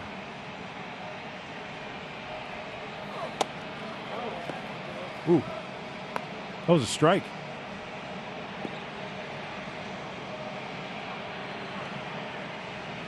Ted Barrett, the umpire tonight, behind the plate, crew chief.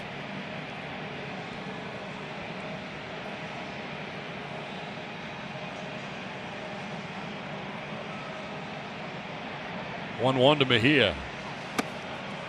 And a swing and a miss. Yeah, the fastball at 89, the changeup at 82. Bottom of the order, and Trent Grisham waiting on deck. Padres have been able to put together only 2 hits against Bumgarner to this point. The 1 walk, 4 strikeouts for Bumgarner. And a 1 hopper to third. Escobar will go to second for 1, on to first. That's 2. And the inning-ending double play goes around the horn for the Diamondbacks defense. We have played 5 without a score from San Diego. From Chris Paddack tonight. It's such a good pitch. He's got the fastball at 97 tonight, but in fastball counts, he'll pull the string. He'll even throw it first pitch. And it gets these Diamondback hitters way out in front. And do they like it in Texas at the Paddack household? You bet. It's in Leander, Texas. They love it as we play along here to the top of the 6th inning. He's got a really good feel for that secondary pitch. Fly ball to lead it off here. Kind of twilight, tough time. Grisham over. He sees it and he makes the catch. Tough time of night here at Petco Park for fly balls, but not a problem for Trent Grisham, who handles the first out here of the 6th inning. It's almost not a secondary pitch anymore, Mud. Tonight, at 45%, not all that different than his fastball. No, and it's a pitch that you find out early on in a ball game. You got the good feel for it. You got the touch, so why not use it? And when they're fouling off fastballs, yeah, you can move the fastball around, but he's got the confidence tonight. Tonight, 45%. Last year, the whole year, he used it 29%.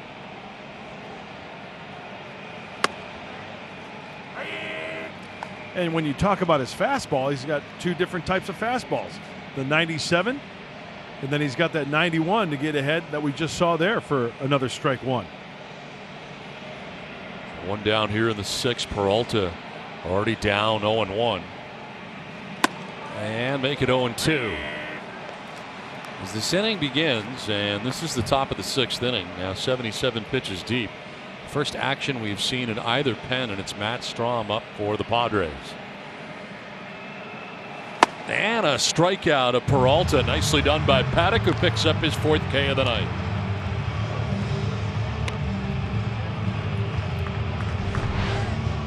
'91, curveball, 94. Blew it by him. Boy, he was very late on that fastball. That was nearly in the glove of Mejia when the barrel of his bat came through the hitting zone. 2 down here in the 6th for Starling Marte. 0 for 2. He's popped out to second and struck out swinging. 16 out of 21 first pitch strikes for Paddack, who's ahead now 0-2.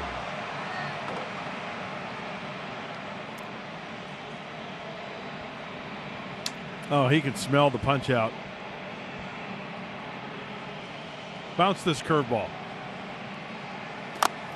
Fights it off, chopped in the air. Paddack's got it over the shoulder with the throw in time to get him. 5.5 done, no score. Official pet coach of the Padres. By Taco Bell, baseball is back, presented by Taco Bell. And by Hyundai. Bring on the epic summer savings now at the Hyundai Epic Summer Sales Event. Our Padres fans, if you would like to send your picture into us, you may see yourself on Fox Sports San Diego. It's hashtag Padres at home. Show us what you're doing. I love it. Watching Padres baseball tonight on this home opener.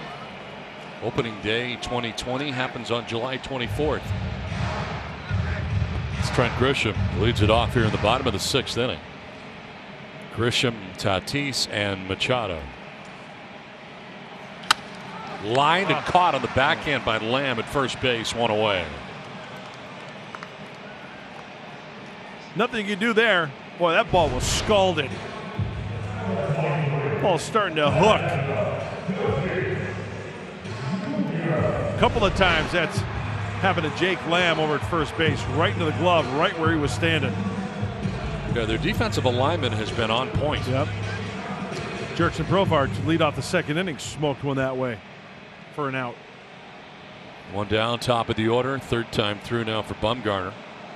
And it's Tatis who sends one out to deep right field. Calhoun headed back at the wall. That ball is high off the wall. Heading for second is Tatis, and he'll cruise into second base with a double. That nearly got out of here to right field. Almost took it out, but it's a one-out double for Tatis.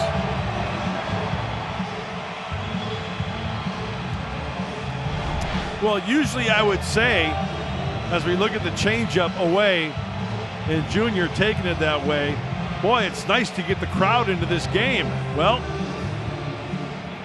as he hits this, the Padre dugout gets into the game. And how close was it? Oh, very close.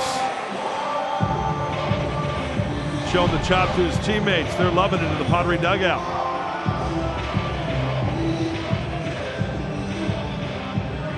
Manny Machado coming up. He is 1 for 2 in his first 2 plate appearances. Seemed like he was up there a while because he was. Saw 15 pitches in his first 2 plate appearances. See if he swings at the first pitch right here. He does and chops it to short. Ahmed will go to first. The play in front of him, and Tatis gets to third base on the ground ball to short. You know, that could be dicey, but yeah, I think that Fernando Tatis Jr., you better have speed and you better have good reaction to that ball off the bat. And I think with the way this ball is chopped, I think he kind of took that into consideration. Even though he didn't beat the baseball, meaning he goes and then the baseball's behind him, that ball was in front of him. That could be a very, very dicey decision, but with his reaction time and speed, he finds himself on third base. Generally, anything to your right, yes, as a base runner, you probably should stay where you're at. Absolutely. But, well, the speed of Tatis is so exciting to watch. Takes third. Here's Pham now, and a swing and a miss for strike one on the breaking ball. Donnie, I just think he read that chop very nicely. I think he did. He saw it off the bat. He knew it was going to be in the air quite a long time. And think of it from a defensive standpoint. Do you want to risk going to third to try to get him on a swipe play, on a tag play, rather than the sure out? Now 2 outs with the out at first base. Doing some dancing down the line, too, trying to grab the attention of Bumgarner. Take his attention off the hitter in Pham. Bouncing around as he makes his way down the line.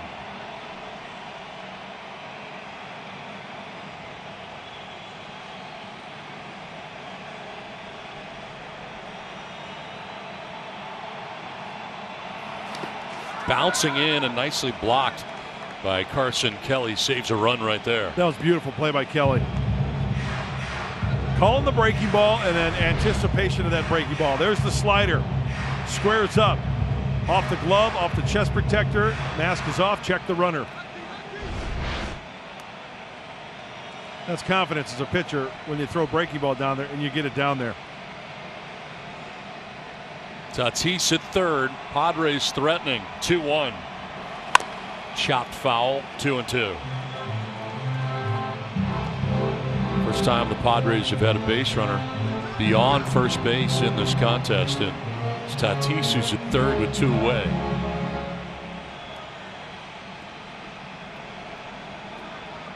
Trying to strike first here as they bat in the home half of the 6th inning.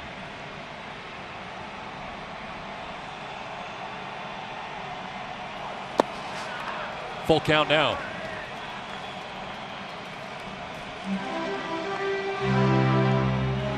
Well, 2-2 breaking ball. Will he throw the 3-2 breaking ball? First base is open. You get a force out going the short way with Profar on deck. You know, Pham, he gets a fat pitch. He can hit one out of the ballpark, 2-run shot. I think Bumgarner would rather face Jurickson Profar. Maybe you might see a breaking ball right here. Or a fastball in. Pham will take ball 4 and head down to first base. Second walk allowed by Bumgarner. They're at the corners now with 2 down. Well, Madison may have gotten squeezed right here because take a look at this pitch. Maybe up a little bit.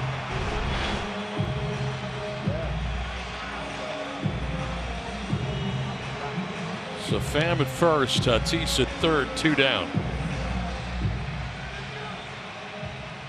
Profar stands in on the right side. Having lined out sharply, as you mentioned, to first. That was in the 2nd inning. Fouled out on a nice catch by Carson Kelly, the catcher, in the 4th inning. Strike 1. Turn throw got away briefly from Bumgarner. Clanked off the glove, but didn't get very far away.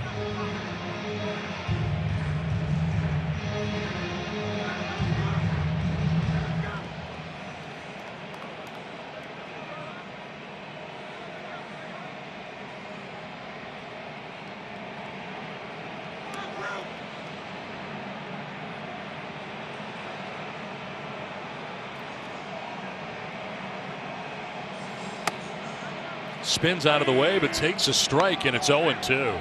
See how far down the line Tatis Jr. is dancing? You got the third baseman, Eduardo Escobar, well off the bag, and it's generally a rule of thumb to get off as far as the third baseman. Carson Kelly headed out here to talk to Bumgarner. His first visit, and looks like he will not be alone. Yeah, former Padre Matt Hergis, the pitching coach now with the Diamondbacks, out for a visit. Matt also pitched for the Diamondbacks, pitched for the Dodgers, pitched for the Pirates, pitched for the Giants. I can go on and on.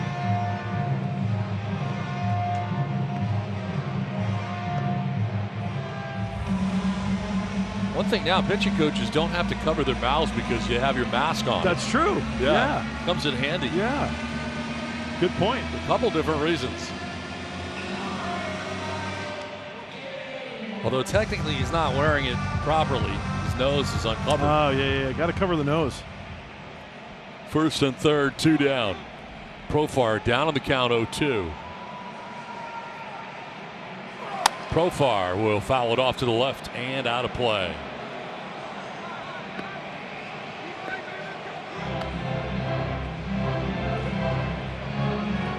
Looked like it was going to be a battle for second base when spring training commenced in Peoria.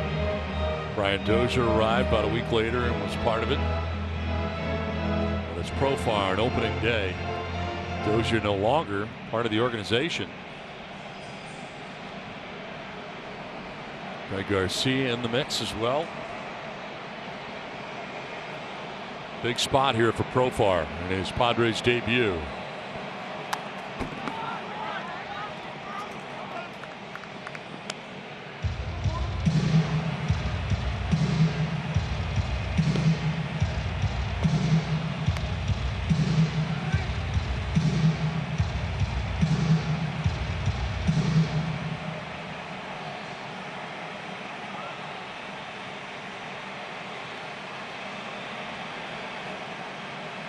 Oh, 0-2 pitch coming up for Profar. Runner goes at first, and that is going to be down low as taking second is Pham. Second and third now, 2 down. Kind of forgot about him over there at first base. Yeah, with the left-hander, he went on the first move. That's what you've got to do. You take that chance. Now, a base knock, possibly 2 runs for San Diego.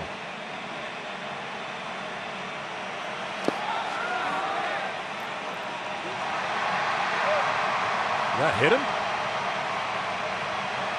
Jerkson saying it did hit him. Ted Barrett saying get back. Chase Tingler is going to come out.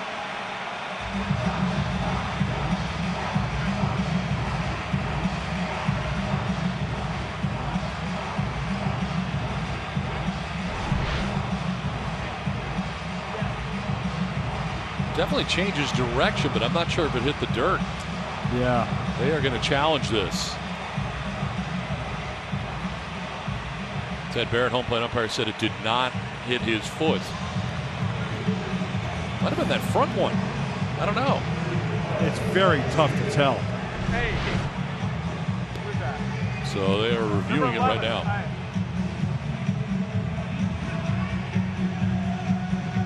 You know, that's a tough call for an umpire, isn't it? It is. I guess sound is a part of it too. Yeah. And you would think with no crowd here, it'd probably be easier to hear. True.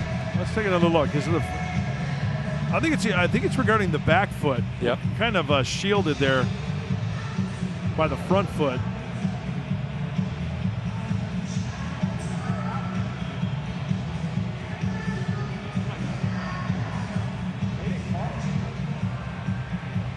Yeah, tough to tell.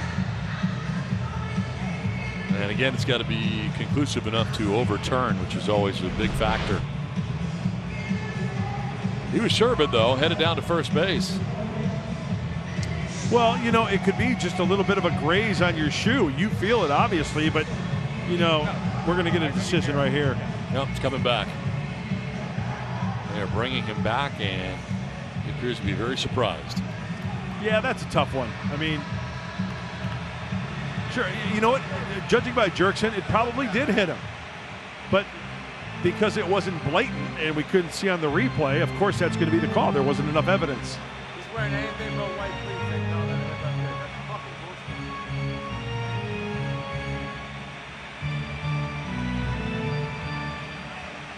Did you hear that? Ted Barrett? We could hear him through the crowd mics. Right. He said it's tough to tell with the white shoes. Ah.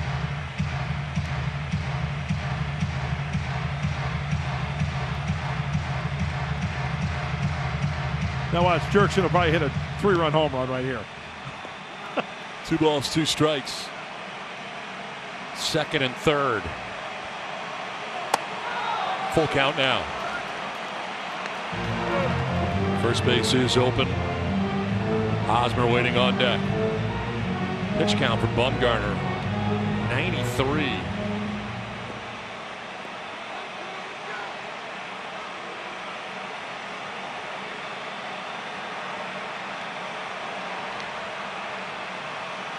Profar pops it up. Foul ground. That'll get back and out of play.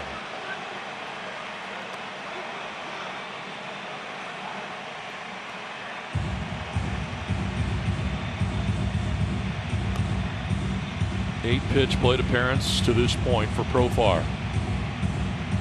Grisham lined out. Tatis with a double off the wall and right. Machado grounded out. Tatis took third on the ground out to short. Pham walks, steals second, second and third, 2 down. And a 3-2 pitch coming up here to Profar. Fouls it off, stays alive. He's battling. And with the way the strike zone is tonight for both sides, getting calls off, but you've really got to protect.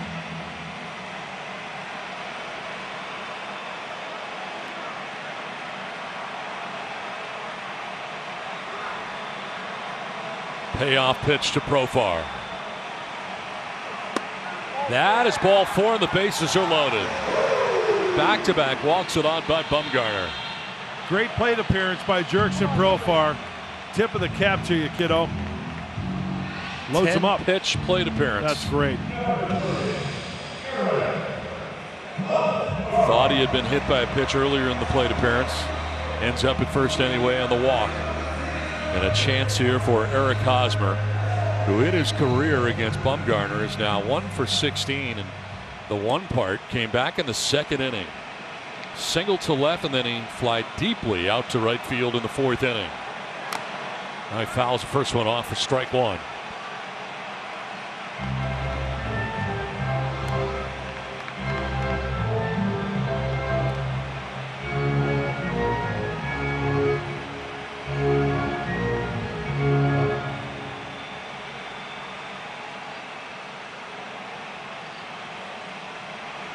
And 0-1 to Hosmer. 0-2. Well, one of the few fastballs into a lefty. We mentioned Bumgarner likes to pound the righties inside and lefties away. That one up and in.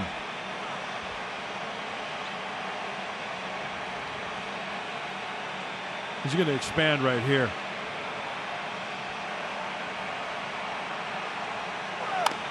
Taps it foul. We'll do it again. He missed on that one because Kelly was set up inside. He wanted him to bury it inside. He wanted to double up inside, but that one leaked outer third. And that's a pitch that Eric Hosmer can drive the other way with the best of them. Tatis at third, Pham at second, Profar at first with 2 down here in the 6th inning. Pitch number 100. It's a hundo. And a fly ball sent out towards right center field. Calhoun going back towards the wall, and that ball is going to be a one-hopper to the wall. It'll clear the bases. Coming around to score from first is Profar. Bases loaded, double for Eric Hosmer, and the Padres take a 3-0 lead. Drives it out to the gap in right center field and clears the bases. San Diego on top 3-0.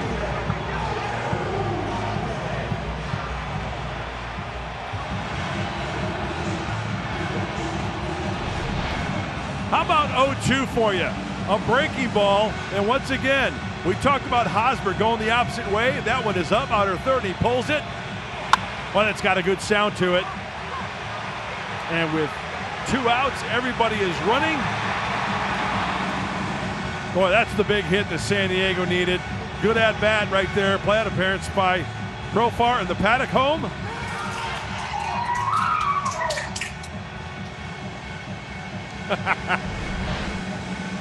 Eric Hosmer coming up with a big double that drives in 3. Pitching change from Petco Park. 3-0 San Diego.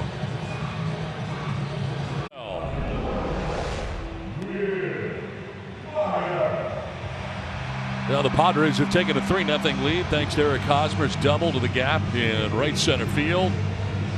It clears the bases, and the Padres get 3 runs for Paddack.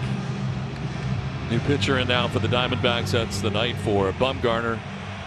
Junior Guerra into the game. 72 games last year. Led NL relievers with 83 2/3 innings pitched with the Brewers last year. 3-pitch pitcher, fastball. We just saw a curveball right there and a split finger from Junior Guerra.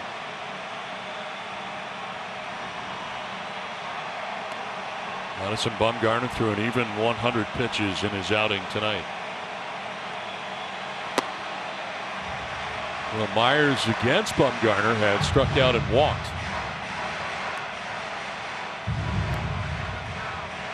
Remember, it was Tatis that got this all started with his double. And we've also seen some good plate appearances this inning. Remember, Profar thought he got hit, drew a walk. Kept it going. It was a 25-pitch inning for Bumgarner before he left. And yeah, as you said, 10 for Profar. Tommy Pham drawing a walk. Nicely done. Myers ahead here, 2-1.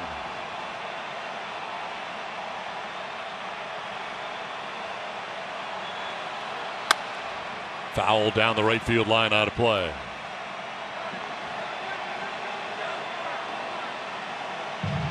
Guerra's around 95 on the fastball. Curveball about 82. His secondary pitch is that split finger fastball.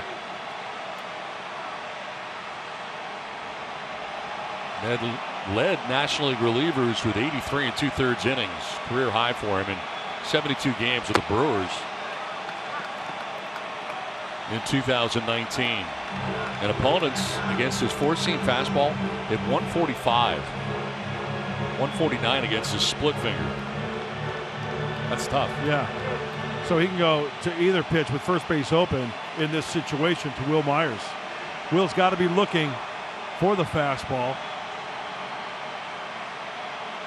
A lot of signs being given by Kelly. And of course, that runner on second base, a series of signs.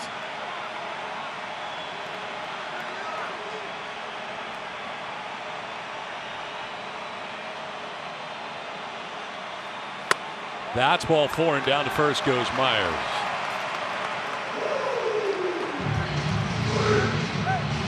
Now, we'd like to say hello to all the neighbors around Petco Park who are cheering along at home with their fan packs, compliments of Gallagher Insurance. Neighbors around the ballpark received a cheer card, Padres hat, Padres mask, and rally towel to cheer along. That's all the buildings around downtown ballpark. We showed a lot of those people coming out of their balconies. We hope that they'll come out on their balconies during the 7th inning stretch tonight to join us in singing "Take Me Out to the Ball Game." So all of you who are watching us out there who have balconies looking out onto Petco Park, we hope you come out 7th inning stretch and sing along. Yeah, we want to hear you all the way in our booth.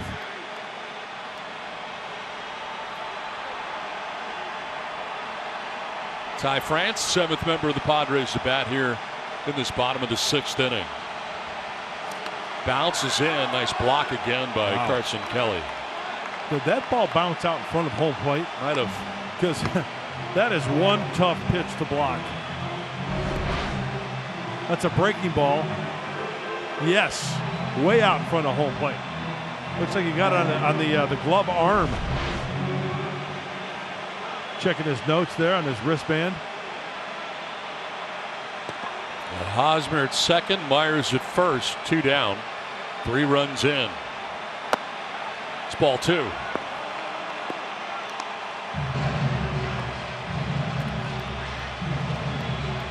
Garris signing a 1-year contract with the D-backs in December. Club option for next year. He's 35 years old. He's been around.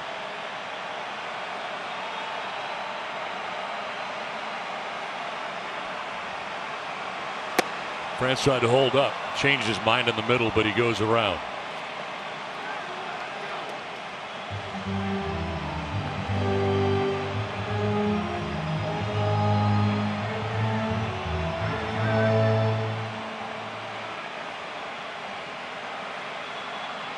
Two-1 to France.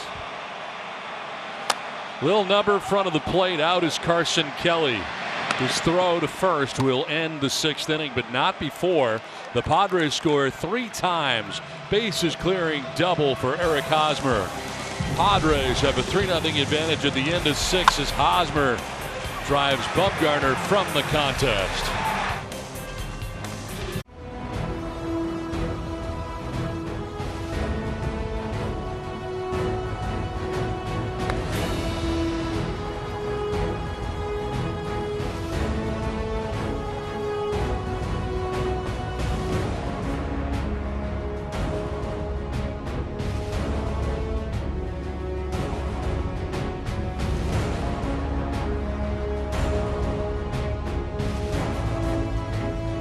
Opening night from San Diego. The Padres scoring 3 times in the bottom of the 6th inning, and here we go to the 7th and a new pitcher, Emilio Pagan, in his Padres debut. And we get to see this firsthand tonight, opening night, Padre bullpen. One of the principals, Emilio Pagan. Fastball about 96. He's got the slider, a hard slider at 88. Acquired from Tampa Bay in exchange for Manuel Margot and Logan Driscoll. There you see last year 66 games.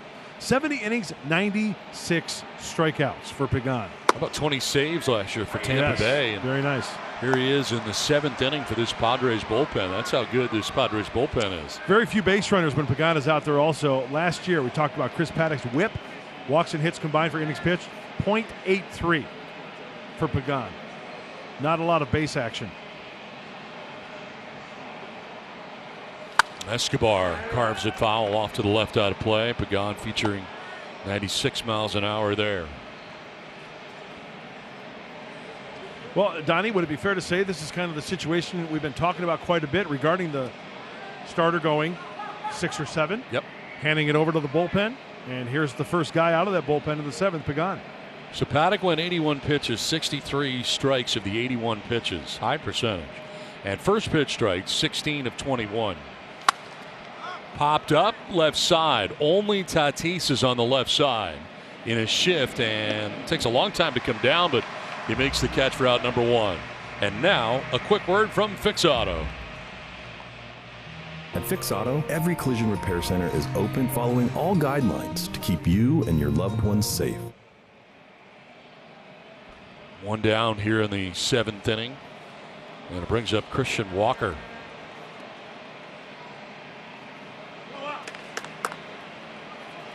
Yeah, I think if you told Jay Stengler before the game that you're going to have a 3-0 advantage going into the 7th inning and your starter's still in the game, is it okay to go to the bullpen? I think he'd say, yeah, I'm good with that. That'd be fine. Good feeling to have, isn't it? Yeah. Sign me up.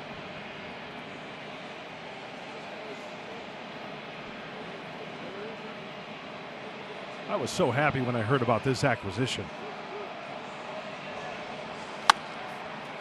Popped up, foul ground. The only tough part for me in this transaction, I know where you're going, is Manuel Margot is one of my favorite people Wasn't Manny the best? I loved Manny. He was so much fun to be around. I loved calling his games, and he'll be missed. His passion was infectious. Had fun playing the game. And, yeah, that's the one thing about our job. You know, we have the ability to get to know these guys. You get so attached to different players. I mean, it's unbelievable. And he was just that guy, always smiling. Gonna miss him. But you're right, it is a very good acquisition for the Padres. And seeing a guy who had 20 saves last year coming in here in the 7th inning trying to secure this game 1 of the year for the Padres. And I'm still not looking at you, by the way. You did that one time. I did by mistake. Yeah. I'm not doing it ever again. It's only natural, Donnie. No, I don't want to do it. I want to talk to the fans. Just want to talk to the fans. See, and I've mentioned this before, but Donnie's like 8 feet away from me, so no, it's only much natural further than that. I like to talk to people and look them in the eye. It's much further than that, and I still don't have my wall. I asked for an 11-foot wall. This is to right field, and Myers is back shy of the track to reel it in. 2 down here in the 7th inning. Positioned perfectly. You know, Pagan's got the heater. He pitches him away. They play him away, and Myers is there to make the catch.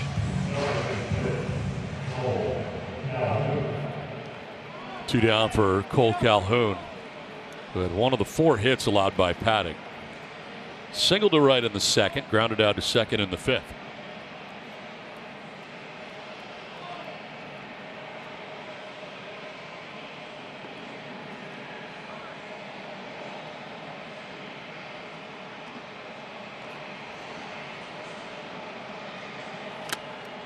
Swinging a foul tip for strike 1 to Calhoun.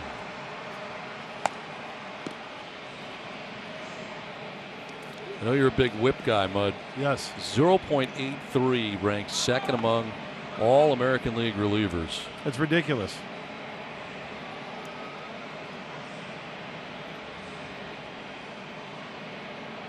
Chris Paddack as a starter last year, 0.9. Another great stat.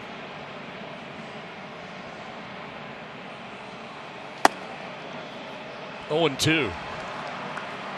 Don's been around 95, 96.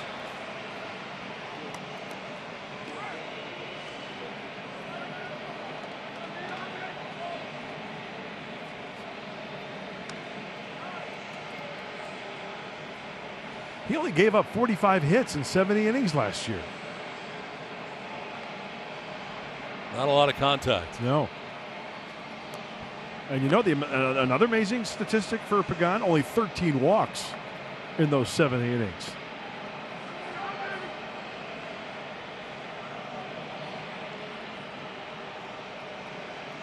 Oh, 2 to Calhoun. He's up and away at 96.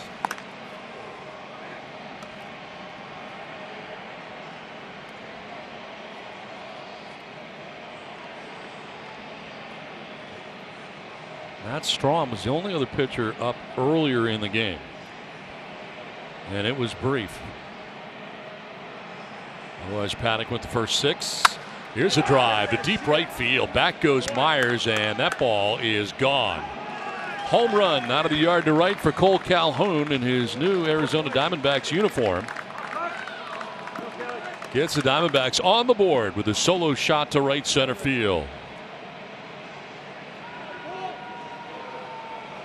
Well, last year for Pagan, in those 70 frames pitched, he gave up 12 home runs. And we know that Calhoun could hit the fastball. He loves the fastball. 33 last year for him.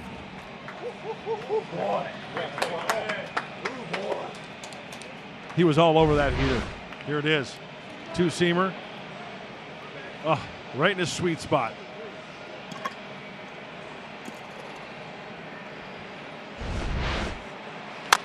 There's a little number in front of the plate. Out is Mejia. He'll fire to first for the out that'll end the inning. A run back for the Diamondbacks on the home run by Cole Calhoun. It gets them on the board. It's 7th inning stretch. It's 3-1 Padres. Nicky, you probably want to throw another one. Look at it. Look at it. You have a photo bomber. That's pretty cool when you get Fernando Tatis Jr. in your photo. I don't think you have to take another one. That's a keeper. Oh, that's definitely a keeper. Now, new pitcher to the game. Kevin Ginkel comes in here now for the Diamondbacks to work the bottom of the 7th inning. As a rookie last year, Ginkel had a pretty decent year, a 1.48 ERA. He's got a really good slider, a 174 average off of that breaking pitch. Out of the University of Arizona. Bear down. There's that slider for the first pitch. And to compare the two pitches, Donnie, he throws the fastball as well. Fastball 54%, that slider 45%. And he mixes in a changeup very, very rarely. Garcia making his season debut, pinch hitting here for Francisco Mejia. And leading it off in the 7th inning.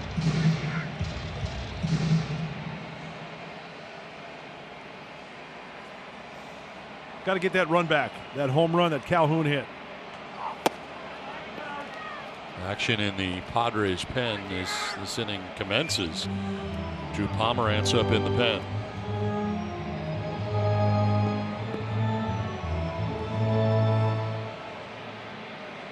You've got Jake Lamb leading it off for the Diamondbacks next half inning. Remember, Don, we talked about left-handed specialists during spring training quite a bit. Well, this might be the night to where, well, no, you got to face 3, right? That's right. Minimum. 3 batter minimum. Yep. I stand corrected.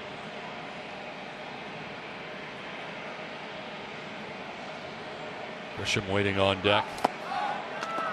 Then we'll see Tatis. You know what? I don't like that rule. You know why? I think you should use your bullpen the way you feel fit. If you want to burn 3 guys in an inning, go at it. That's going to be a detriment to your bullpen, and you lose those arms. I am under the impression that, hey, you know what? I should be able to manage my bullpen the way I want. And if you want to use a lot of arms early. Swing and a miss, and Garcia, the pinch hitter, strikes out for the first out of the 7th inning. There's the Ginkel fastball. He gets on top of it. Good spin. Working underneath it is Greg Garcia. Hey, it's tough coming off the bench when you got a guy throwing mid-90s.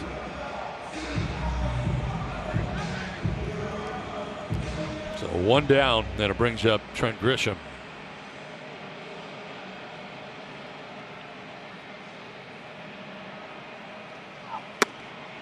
He'll take strike 1.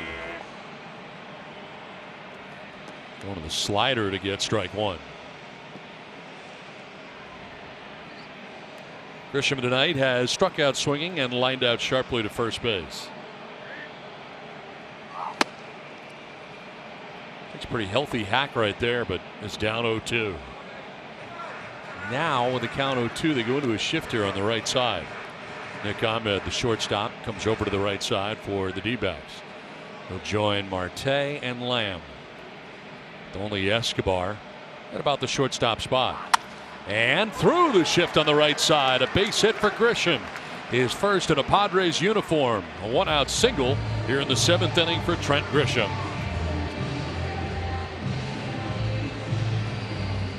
It would be nice for the Padres to get that run back, and Ginkel with the fastball. This one, that just goes to show you that Grisham does a good job of getting that pitch up and in and turning on it to the pull side. Get to it.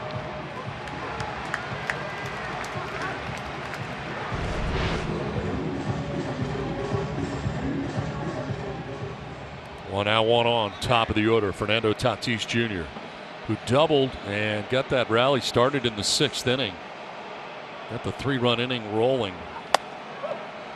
Oh, kind of ties him up a little bit, up by the hands.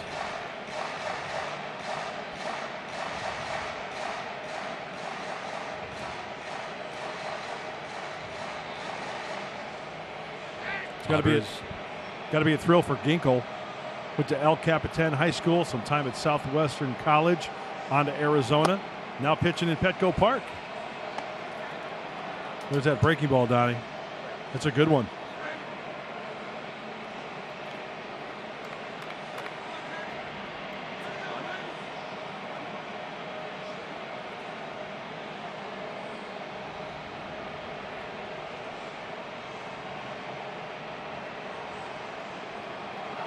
Tatis with a swing and a miss. Fastball again up.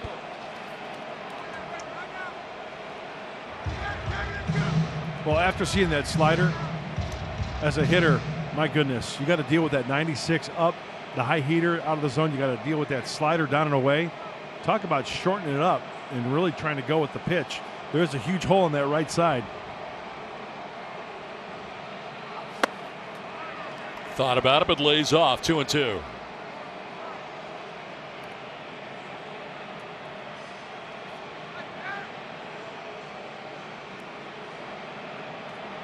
Ginkel, the third arm used tonight by Torey Lovullo. Madison Bumgarner currently on the hook with 5 2/3 and allowed 3 runs. All of them coming in the 6th inning. That's ball 3.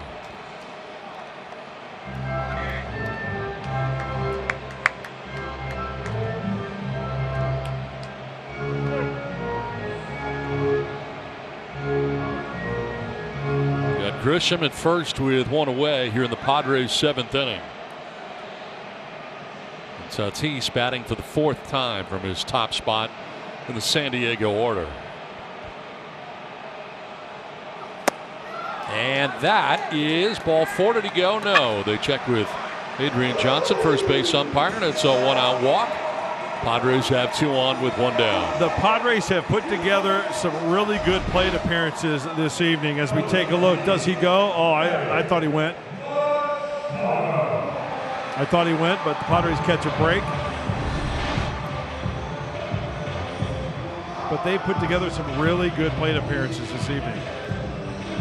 1st and 2nd, 1 out, and Manny Machado coming up. He's one of those guys that has put together some long plate appearances. His first 2 plate appearances saw 15 pitches from Madison Bumgarner. And then remember the next at bat, he swung at the first pitch.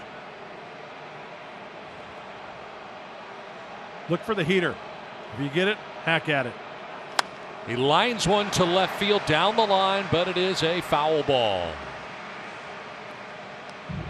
Got the slider on that one. And you know what, as a hitter, I would guess that, you know, I talked about the splits from Ginkel throwing the fastball and the slider. 54 and 45%. You come up to the plate and you sit on the slider, the first pitch slider. Why not?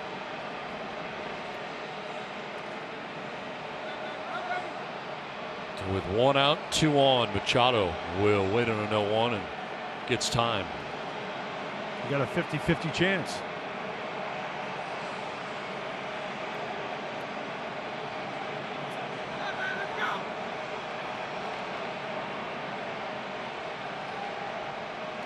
Grisham at second, Tatis at first with 1 out.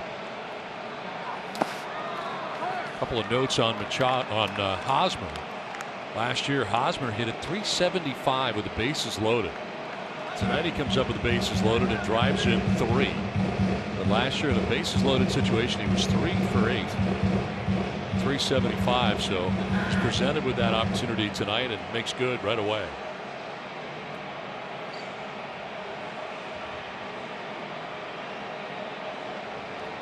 One. It's ball 2, and Hosmer with the 3 RBIs tonight. The most RBIs in a season opener for the Padres is 4 RBIs, held by 3 players: Templeton, Nevin, and Nady. Templeton was 83, Nevin 04, Nady 05, all with 4 RBIs in the season opener. That's a good night in the big leagues to open it up.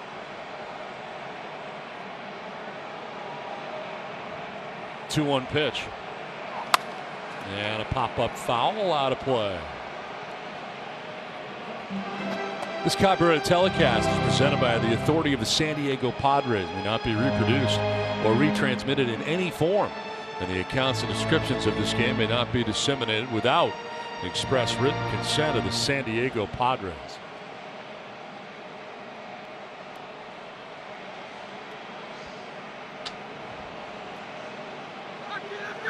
2 on, 1 away, and Machado waiting on a 2-2 pitch. '20th pitch from Ginkel, and it's away for ball 3.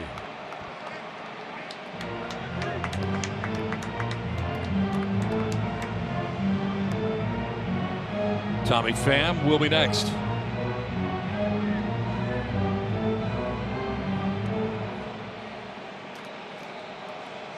Trying to get as close as he can to get a look at Ginkel work from the mound.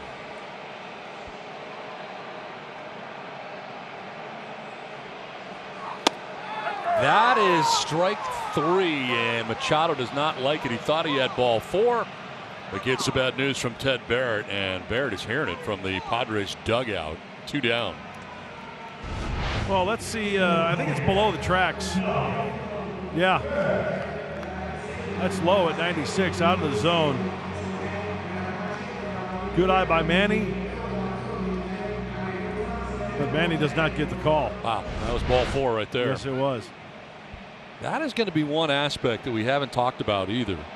With 2 outs and 2 on, here's Tommy Pham. If umpires could hear things before in stadiums from dugouts, they really can now. This one's driven back up the middle into center field.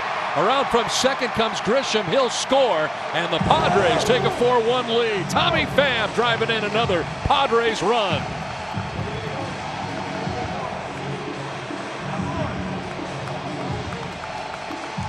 Fantastic. He knows he throws the fastball. He knows he throws the slider. And early on in the count, he's just playing a little pepper up the center of the diamond. And places it perfectly through the hole up the middle. And there's that run the Padres got back to make it 4-1. And Hergis going back to the mound again. The pitching coach for the Diamondbacks been out there a couple of times tonight. But yeah, back to the umpire discussion. I mean, they're gonna be able to hear quite clearly from the dugouts and from the players who are social distancing, really behind the screen area, you know, closer than the dugouts. They can hear it. So it'll be interesting to see how they react and how much they listen. And I think it's kind of subjective. You know, some guys got the short fuse. Yep. Other umpires, I think there's a variable. I think if an umpire knows in his heart, okay, I missed that call, he'll kind of let him vent a little bit.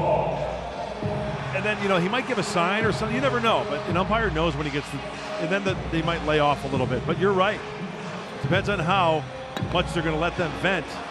And then if they pull the trigger and 86 them. Because everybody hears him. Jurickson Profar with runners at the corners and 2 down. Quick check over at first on Pham, who already has 1 stolen base on the night.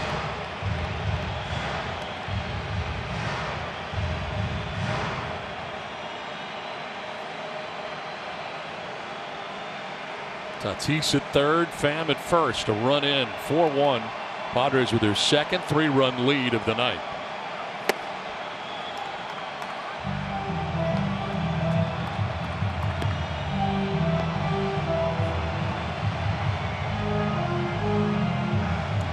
It looks like Profar may get a heavy dose of those sliders because that was a perfectly placed slider and had difficulty getting to it. Pham goes at first, ball in the dirt, and he'll take second base.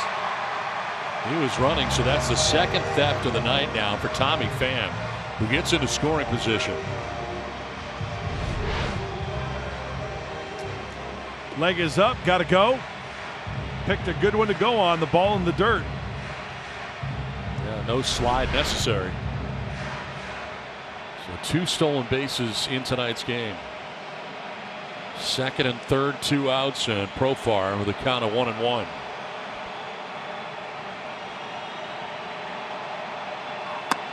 That's strike 2.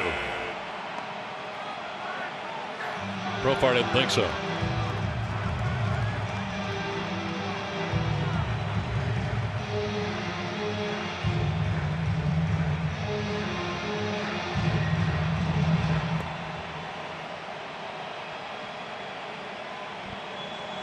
Long inning for Ginkel. Took over here in the bottom of the 7th and already has been touched for a run. 2-2.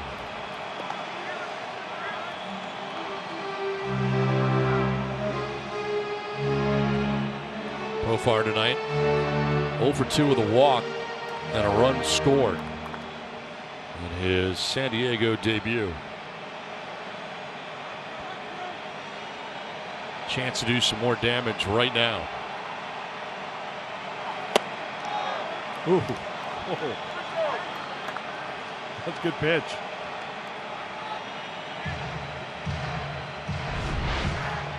This is like the first pitch he threw him. He swung and missed on it, and it's maybe off the plate a little bit. Tough to lay off that one. That slider, yeah.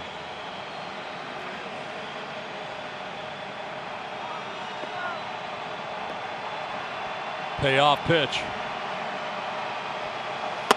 And that is ball 4 to load the bases again for Eric Hosmer. So the second walk of the inning given up by Ginkel, and it's time now for the Bill Howe play of the game. Eric Hosmer came up with the bases loaded in the 6th inning and did this. To right center field. One hop up against the wall and it clears the bases. 3 runs come in for the Padres, who at the time took a 3-0 advantage. Mentioned earlier the success Hosmer's had with the bases loaded. Well, that situation is presented to him once again.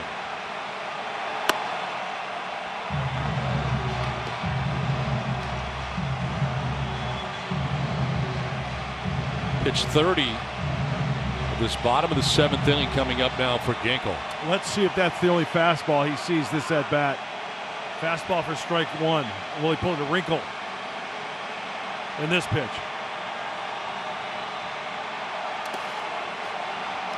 Ball and a strike, and another good block from Carson Kelly, who's had a few tonight, especially with runners at third base.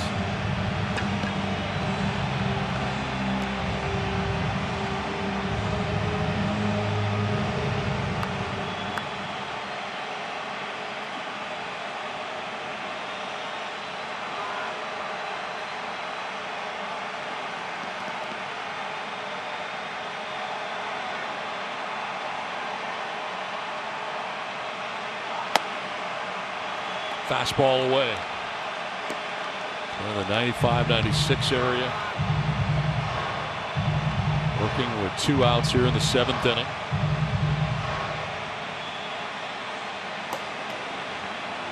Brighten up in the pen right now for the D-backs.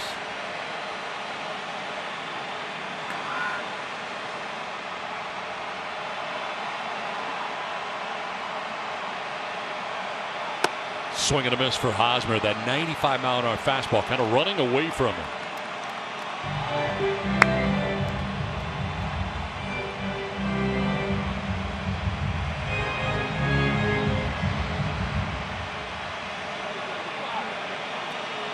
Deuces are wild on the scoreboard and left. 2 balls, 2 strikes with 2 down.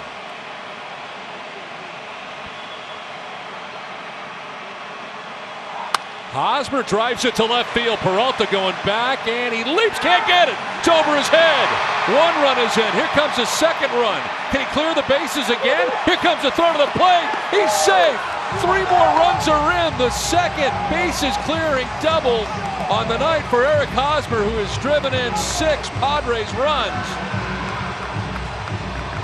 The Padres take a 7-1 lead. Eric Hosmer, have a night. The battling continues. Mr. Opposite Field, Eric Hosmer, just out of the reach of Peralta. Oh, at first I thought he made a chance to get it, but no. Another crooked number and another great at-bat by a San Diego Padre. Well, Don, you are absolutely right. Have a night in the big leagues, Eric Hosmer. So the pitching change from Petco Park in San Diego. Eric Hosmer and the Padres with a 7-1 lead. Eric Hosmer has a new Padres record in RBIs on opening day, and what a game he has had, and 2 bases loaded situations, and he has driven in everybody on. New pitcher is Stefan Crichton. Fastball, slider, very rarely throws a changeup in the 28 games last year at an ERA of 3.5. He's a strike thrower. More strikeouts than innings pitched, only 8 walks in 30 innings. Opponent's only hitting .204.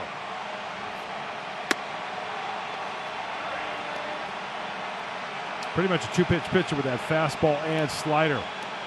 Fastball's about 93.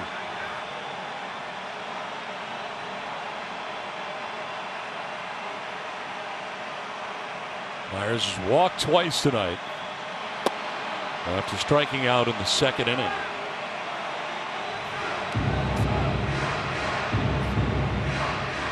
Kevin Ginkel leaves, responsible for Hosmer at second base. So far has been touched for 4 runs in this inning.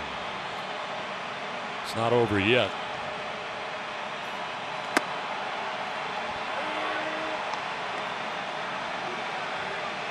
On the hook in this game right now is the Diamondbacks' new starter, Madison Bumgarner. With 5 2/3, he gave up 3 runs of his own through 100 pitches. Myers waves at that and strikes out to end the inning, but the damage is done. Padres score 4 times in the inning. Bases clearing double for Eric Hosmer. Stop me if you've heard that before. It's the second time tonight. Stop it. 7-1 Padres.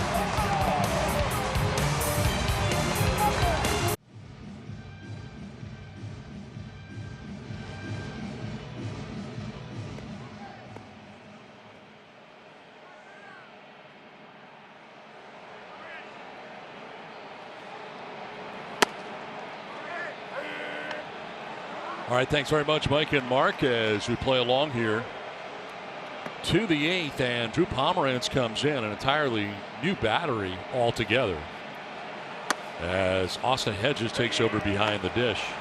Totally new battery. Complete. Altogether. Well, thank goodness for the offense in the 7th inning. A little bit of wiggle room for the left-hander, Drew Pomeranz.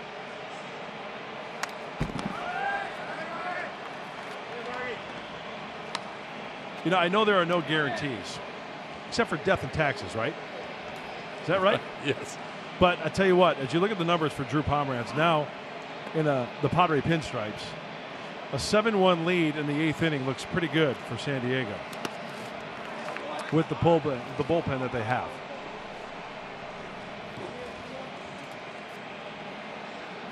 Once again, I reiterate, no guarantees. Wildemaro Vargas is pinch hitting here for Jake Lamb, who had been on twice with a double and a walk.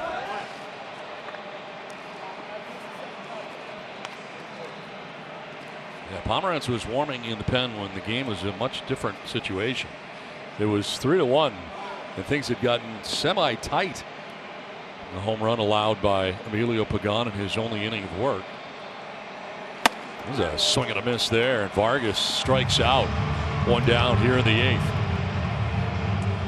96 from the left-hander to get Vargas. The high heat. Oh, and after swinging and missing there on the strikeout, he's going to feel ill tomorrow.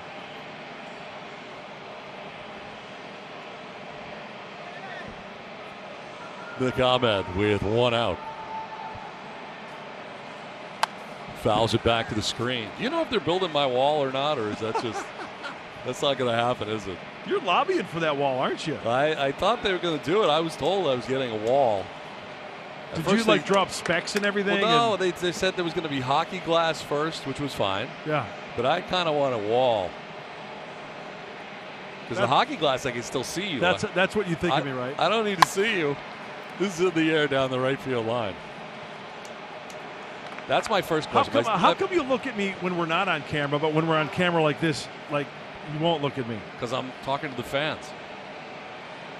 I don't need to look at you. And whatever's on your face, which we haven't discussed publicly yet. What is that? It's kind of like in the transition stage. Okay. And the reason why I say that is, I'll tell you what I'm talking about. Because the true handlebar mustache. Okay, I got the ends going, which is great right here. But see this part right here? This has got to grow long so you can comb it this way. That's why you see little stragglers right here. So it's not fully. But once the middle grows long and you can comb it like this way. Oh, I can't wait for that. Barbershop quartet. I'm going to be wearing the striped shirt with the garter around my bicep. Oh, Donnie. Abba strikes out, back-to-back Ks for Pomeranz. That's the curveball, the knuckle curveball that he throws, and it's got tremendous bite to it, down and in, perfectly placed. So 2 down here in the 8th, and it brings up Ketel Marte.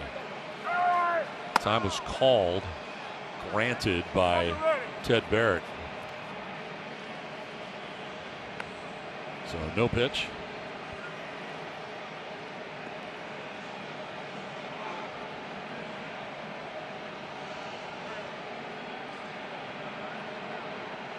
So I would say give it another. Yeah, how long is this transition going to take place? I'm going to say a couple of weeks, maybe. So you are keeping it then, I guess, is the answer. Well, I've already went on the record and said I'm going to keep it until the 30-game mark. Well, I didn't know you had announced that. Yes, I did. Well, I am now. Down the first baseline foul. I didn't see any release. I'm going to keep it for the first 30. Okay. And if the Padres are over 500 the first 30 games, I'm going to ride it the rest of the way. Work with the mojo. You have to at that point. Yeah. You can't mess with the streak. I mean, that's the one thing you learned very early on. Baseball, you never mess with the streak. So if they're winning and you have the mustache, you got to keep that thing. And I know some people out there have, and I respect their opinion. They've said, "Hey, mustache has got to go," but the majority of the people like it. What do you think, Donnie? Not a fan. Really? Yeah. I respect that. You look like the Monopoly guy. This is a little pop-up that has Profar ducking back to make the catch, and a very nice 1-2-3 inning for Drew Pomeranz. 2 strikeouts and a pop-out. 7-1. Padres baseball brought to you by Petco, official pet coach of the Padres. By the Lincoln Summer Invitational Sales Event. And by Jack in the Box. It's time to cheer on your Padres because we want burgers.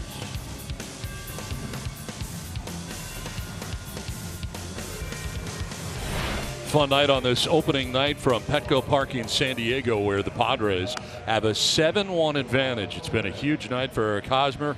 He has driven in 6 of the 7 Padres runs. Padres coming to bat here in the last of the 8th inning. As a new pitcher checks in, Johan Lopez into the game. Led National League rookies with 21 holds. Pitched 70 games last year. 21 holds, ranked second all-time by an Arizona rookie. And there you see the ledger from last year. Gave him 11 home runs in 60 innings. It's Ty France 0 for 3 in this one as he stands in. He's pretty much, Donnie, a 2-pitch pitcher, the fastball and the slider. About 96, 97 on the fastball. Led NL rookies with 21 holds in 70 games last year.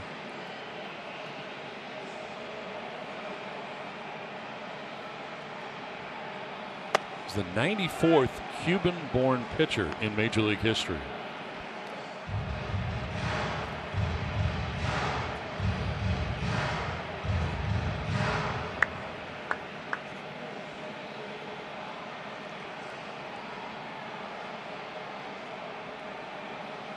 The 2-0 pitch is fouled off over by the Padres dugout. It's 2-1. So if you were to build your wall here, what kind of brick would you use? Just like common brick? I want metal. I'd like metal. Yeah. I like metal. I'm going to try looking at you now and see what that looks like. No, I don't like it. Yeah, it's more like natural. I no. mean, come on. We're sitting. Yeah. I don't want to look at you. It's good to see you. I want to look at the fans. Fouled off over by the Padres dugout. If I look at you, then are we looking at each other? No, it's a 3-way conversation. Me and you and the fans on the camera. That's the way it is when we do our open, usually. But this isn't the open.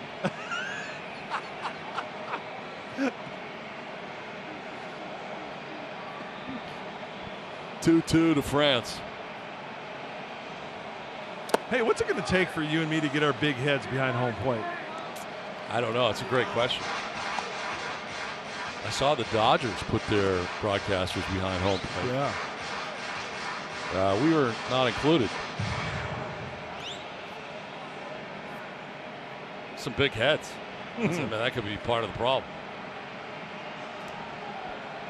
Payoff pitcher to France. On the ground down the third baseline to the backhand. Escobar's got it. His long throw, not going to get there.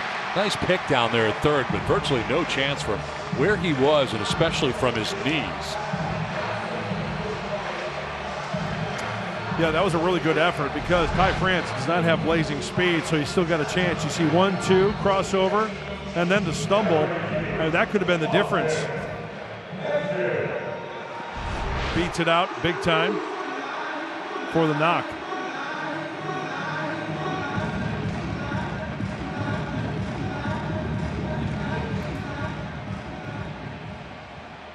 So here is Hedges for the first time. Came off the bench, played defensively last inning. Take strike one.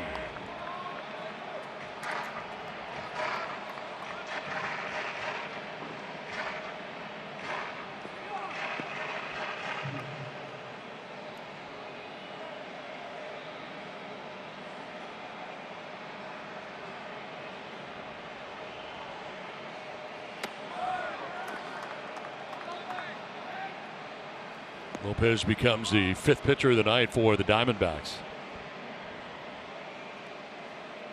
Bumgarner gave up 3 runs. Guerra went a third without allowing a run. Ginkel charged with 4 runs.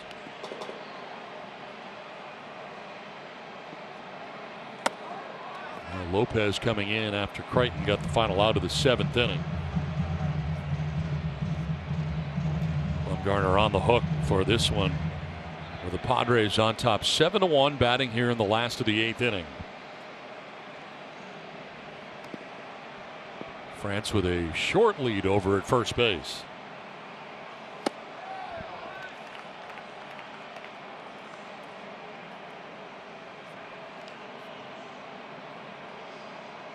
Pretty much exactly how the Padres want to get this season off.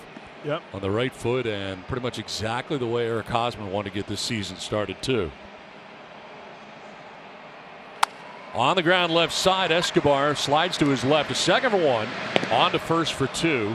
It's 5-4-3 DP, 2 down here in the 8th.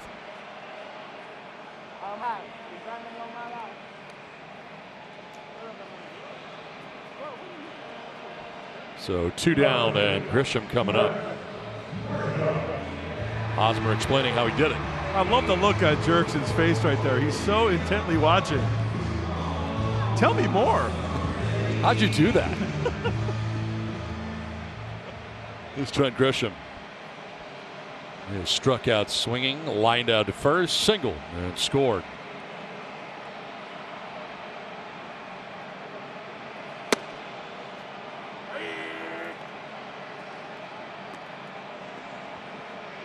Slider for a strike, makes it 0-1. Top of the order, Tatis waiting on deck. Padres out hitting the Diamondbacks 8-5, but have a 6-run lead in the runs column.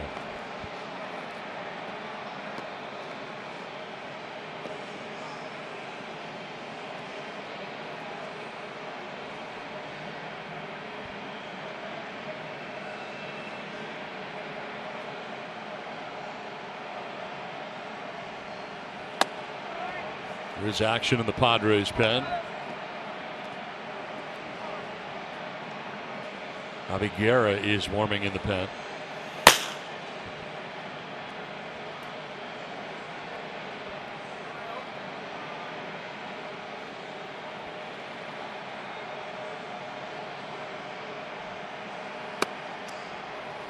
In there for strike 2, grabs that corner. 2-2.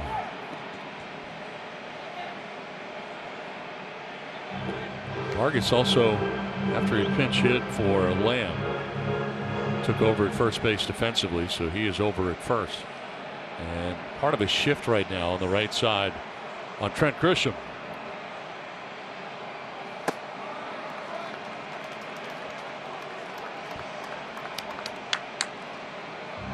Remember in spring training we talked about Grisham and his grip on the bat, how he uses the golf grip.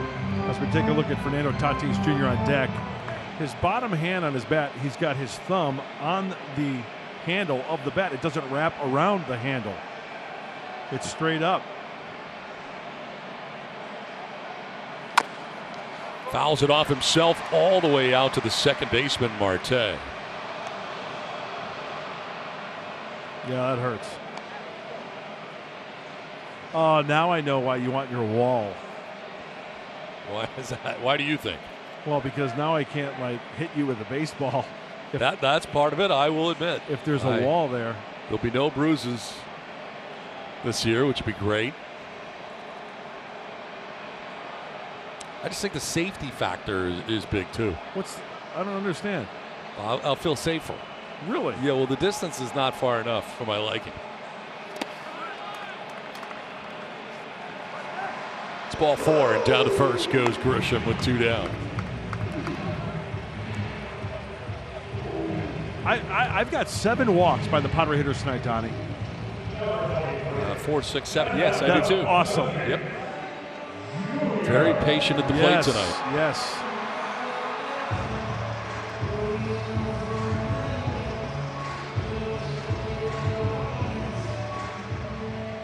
And 4 of those walks have scored of the 7 runs the Padres have. That's pretty good. Yep. It's taking advantage of what is offered. Tatis doubled in the 6th, part of a 1-for-3 night with a walk. And speaking of scoring runs, he has scored twice.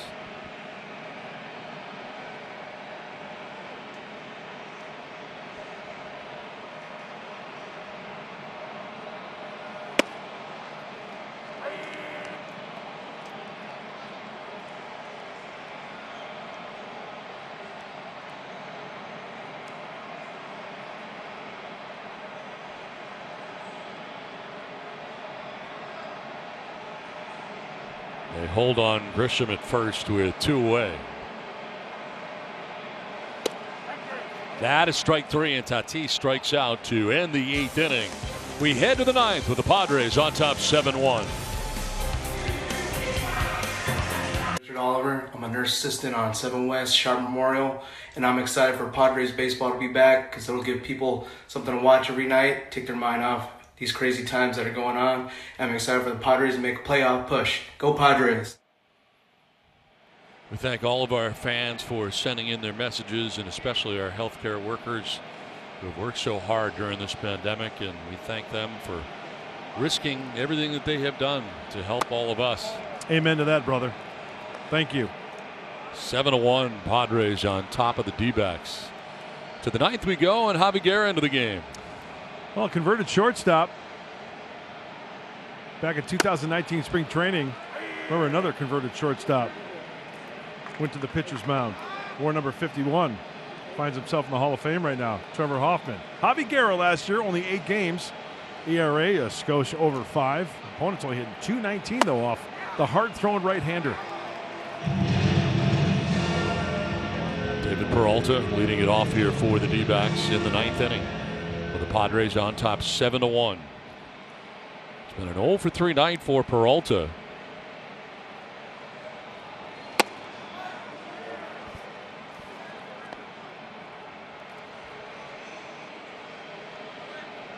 Starling Marte, then Eduardo Escobar. The expected trio in the inning for the Diamondbacks.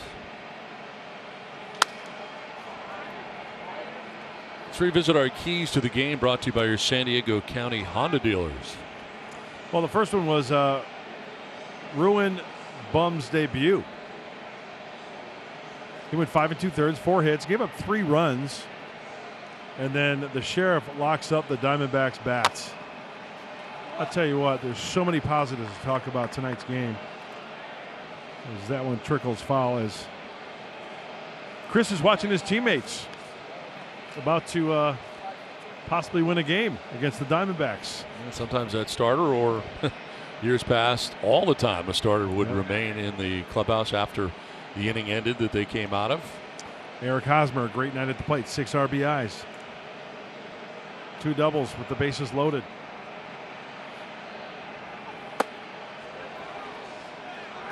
Great at-bats, 7 walks from this Padre lineup tonight. A stellar bullpen. Yeah, how good was Pomerantz? Ooh. Fly ball center field. Grisham going back to make the catch for out number 1 of the 9th inning. Ring that bell. So 1 down, and Starling Marte coming up.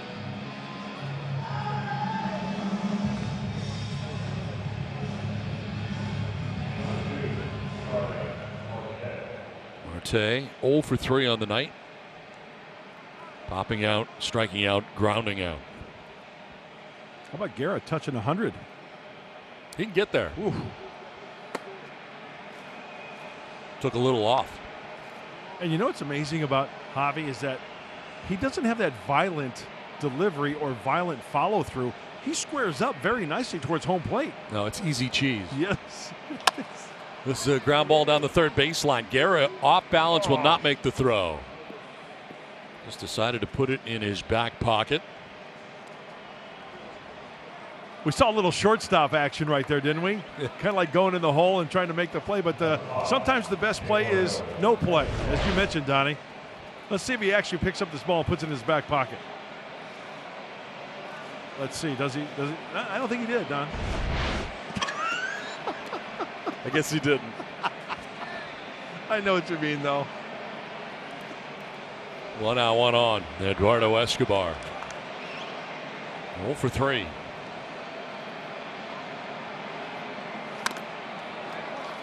.88-mile-an-hour slider.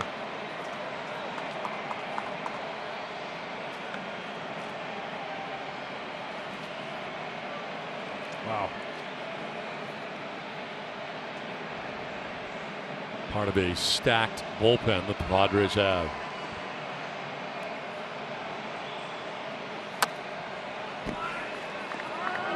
God, you're right. That is easy cheese.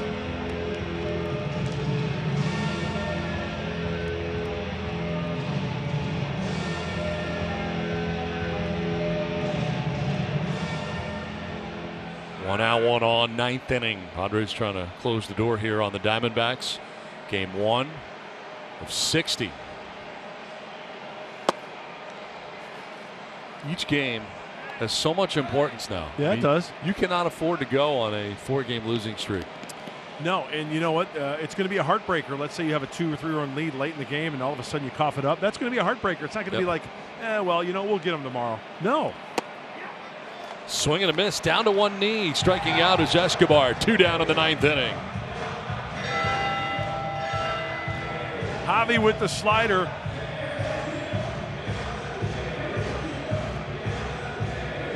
Hey, when you touch 100 and you've got that biting slider, that is tough to catch up to and make contact. Now you think about it, the greatest teams of all time in baseball, say 100 wins.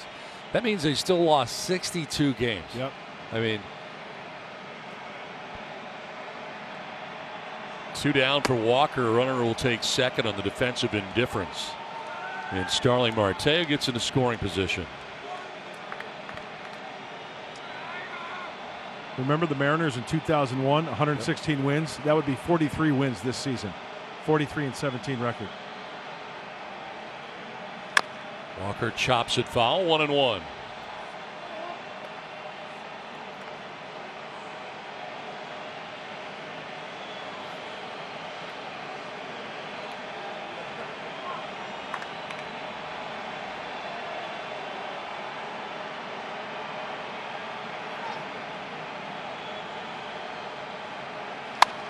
Fly ball right center. Grisham on the run, will dive but not get it. Coming around to score from second is Marte. Myers gets it in quickly, but the Diamondbacks get a run back here in the 9th inning. It's now 7-2. Still alive.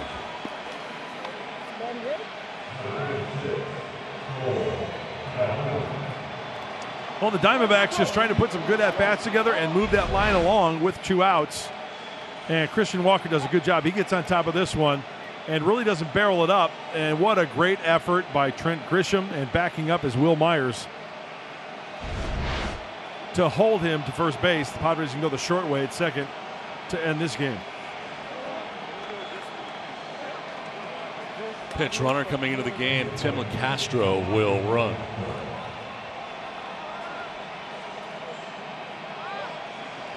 Walker coming out of the game. And Cole Calhoun coming up, who homered in the 7th inning, supplying one of the 2 runs the Diamondbacks have, and another defensive indifference as Castro, the pinch runner, takes second base.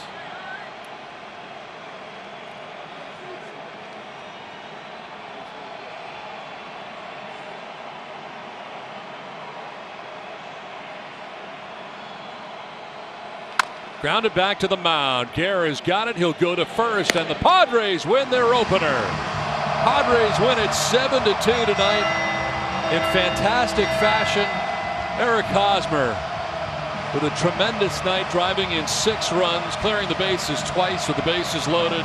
Paddack will get the victory in his opening day start as the San Diego Padres win their opener in 2020.